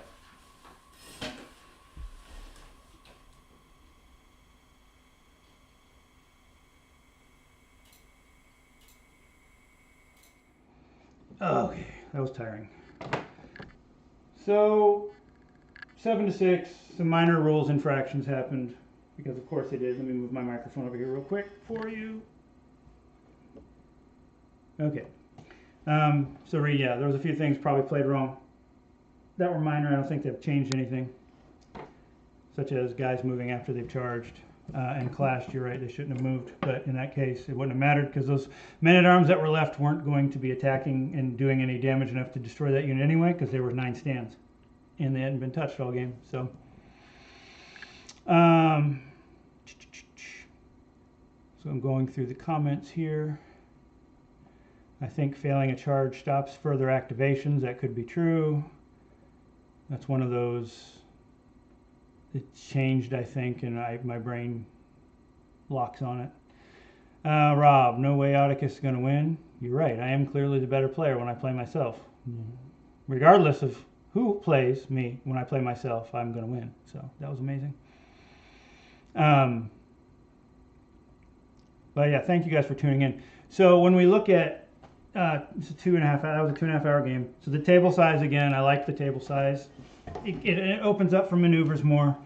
I may do something on a 60-inch table just to do it and display it. I've played them before on Warhammer games or the 40K where they moved it. I really didn't like it, but some games are cool, like Mountain Pass scenario with that setup. I think would be neat because it's just like if you have like one scenario where you have to do that in a mix, I think that's fine. I don't like playing games that are all the same all the time. So, like in this case, this table was it was forest, so things blocked line of sight, and that's not normal, right? There's no rule that says all forests block line of sight. You would have to make that up in your scenario because they don't really have rules for forests. The tournament-wise, their tournament pack forests are size 2, and that's it. So, I think they're hindering, but you can still shoot through them. So it just really depends on what rules you want to do for your scenarios and your play group. So in this case, it was a special scenario, and it did that. And the Spires have now gone up 1-0 on the 100 Kingdoms. So the next battle will actually be a skirmish battle in Chapter 2. So what we'll do is kind of go over Chapter 2 in the future. And these next set of battle reports are all going to be 100 Kingdoms versus Spires because that's what the campaign is resolved around before we get into a siege warfare campaign involving Dwegum, which will be interesting and a lot of fun. But I'm getting ahead of myself. In this game, it was pretty even. It came down to a few things. It was a close game because number one, I'm playing myself, and if you're playing solo games against yourself, you know what you're planning, and you try to separate yourself from that. And even still, when I was planning the moves, it's like, well, this is what I would do if I didn't know. But when you're playing an actual opponent, you're doing the same thing. You're saying, if I was him, this is what I would do. So this is how I stack my deck. Okay, so so it's close because of that. Number two is close because I intentionally made the lists not be oppressive. When it comes to 100 Kingdoms, especially, they are still at a little bit of a disadvantage. If the Spires player wants to be, if he wants to really power that list, he can. Like if the High Clone was the leader, I would have had that supremacy where I could have popped 3 guys off in a row, and like that scrum in the middle would have been vaporized, and I would have taken, the Spires would have taken minimal casualties because I just would have activated those 3 hammers, boom, boom, boom, and that household guardian would be dead, and those knights probably would have been charged. So I intentionally did not make him the commander for that reason, and because in the narrative it would fit that the High Clone or the Legion. My brain's fried. The other guy, he's more noble, so he would claim nobility, just like the old High Elves used to have that role in Intrigue at Court and Warhammer, where you didn't necessarily want the stupid little mage prince to be your general because he sucked, but because of the hierarchy of politics he was, and that's kind of what I did here. So that played a role. But other than that, yeah, if you're actually playing your games not competitive, I'm not saying don't be competitive, but in a way that's narrative, and you're creating a close game like that, you're going to have games like this. And there were several chances for things to turn. The 100 Kingdoms were really in a responsive mode, and really how I play them is more like that, because I don't have hammers at the moment, not real hammers. Like Household Guard are cool, they're Cleave 1. I don't know that that's a hammer. Steel Legion's definitely a hammer, but they're very expensive, so you have to be very careful where you throw those. And so when we get the Order Shot Cavalry, that's going to open things up to be more aggressive. And honestly, you can still be aggressive with 100 Kingdoms, it's just I don't play them that way. I played the Spires very aggressively, and you saw it dictated the flow of the game. It dictated where things deployed. It made me make choices. Like there's a comment, I would have put the men-at-arms on the right flank to deal with the infiltrators. That would have been great, because had I put the men-at-arms over on that right flank, or on your side it's the left flank, but that side, the infiltrators would have used fluid formation to move towards the center, and now those men-at-arms are stranded way out there on the flank, which is also a win for the Spires, because I'm moving your elements out of position. And that's why I left them there, because I didn't want to get pulled out of position, and I took some casualties from that. But that's what those Vanguard clone infiltrators were there for. It's not necessarily to score the most points and do the most body count. It's there to make the other player make decisions. Because you make the other player make decisions, and when you make the other player roll dice, both of those things, that opens things up for you, because that's where they can make mistakes. And the less decisions you have to make, and the less dice you have to roll, the better position you are. So that's why I had the clone infiltrators on the flank, and that's why as a 100 Kingdoms player I kept the men-at-arms towards the center, because they're infantry, they're slow, I don't want them way over on the flank where now they're useless for most of the game. Yes, they did score the point in this case because they killed the infiltrators, but the infiltrators kept those guys out of the game. So it was a point, and in the end you saw, it was a 7-6 game. So they scored that point, the men-at-arms scored that point, but it didn't matter in the end because the Spire still won. So you use your elements for different things. Killing is one thing, holding objectives is one thing, but using your units to force decisions is also a third. It's called pressure. You want to apply pressure on your opponent, and you want them to be reacting to you instead of you reacting to them. Because if you're on the defensive, you have to have a really tight defensive game to kind of counter that and overcome it. So there are traps you can employ where they think that they're applying pressure, but it's really you applying the pressure. Those are fun to get to understand and get to know. I think this game really opens up for that more than other games that I've played, just because in other games it's the onus is really on how many dice you roll and how many things you kill. Whereas maneuver games like this or Kings of War or even Lord of the Rings, Middle Earth or whatever it's called now, they open up that dancing more. So Spire ability to resurrect models should be toned down a bit. So that's another thing. That ability to raise models, man, get used to it. And here's the thing. You saw the Spires do it, and so it seems very one-sided because 100 Kingdoms weren't doing it. 100 Kingdoms have access to the Water Mage, which is a common build, and the Water Mage does the same thing. It's a healing mage, and it brings back more models. So you'll commonly see the Water Mage sitting in a tank unit like Men-at-Arms with the Defense 4, and they're just raising them back up with their spell. They're just bringing them back up, the tiers of whatever it's called. So you'll see that. I think Nords have a resurrection too with the Volva. I'm pretty sure they do. So the Spires aren't the only ones that can do that. 3 of the 4 factions can. I don't think the Dwegum can, but the Dwegum are like a giant metal fist that gets shoved down your throat. So that's kind of the offset. And they're also like defense 5 and 7 and stuff. So it takes a lot more to kill them than it does for the other things. But yeah, so healing and resurrection is a thing in this game. It's not as bad as other games where you can raise like 2,000 whole extra army points, which I won't comment on that game. I don't like that very much. But you have to deal with the enemy casters. If you have a caster and you know that they can cast those healing spells, you have to have a plan to get to them. I did not with 100 Kingdoms in this case. Well, they're being ambushed. They didn't have any fast elements to get around to deal with that. But you got mounted squires coming probably the second half of 2021. Those are fast. Knight units can get back there. But if the opponent's smart, you got your caster in a big unit, not in some little tiny unit that can be destroyed.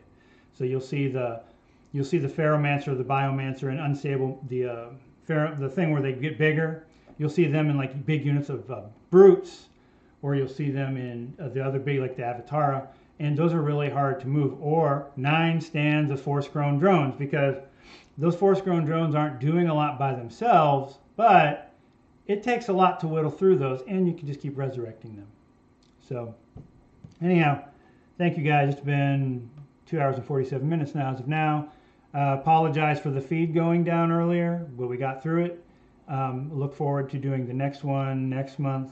If you have any comments, please leave them below in the comment section.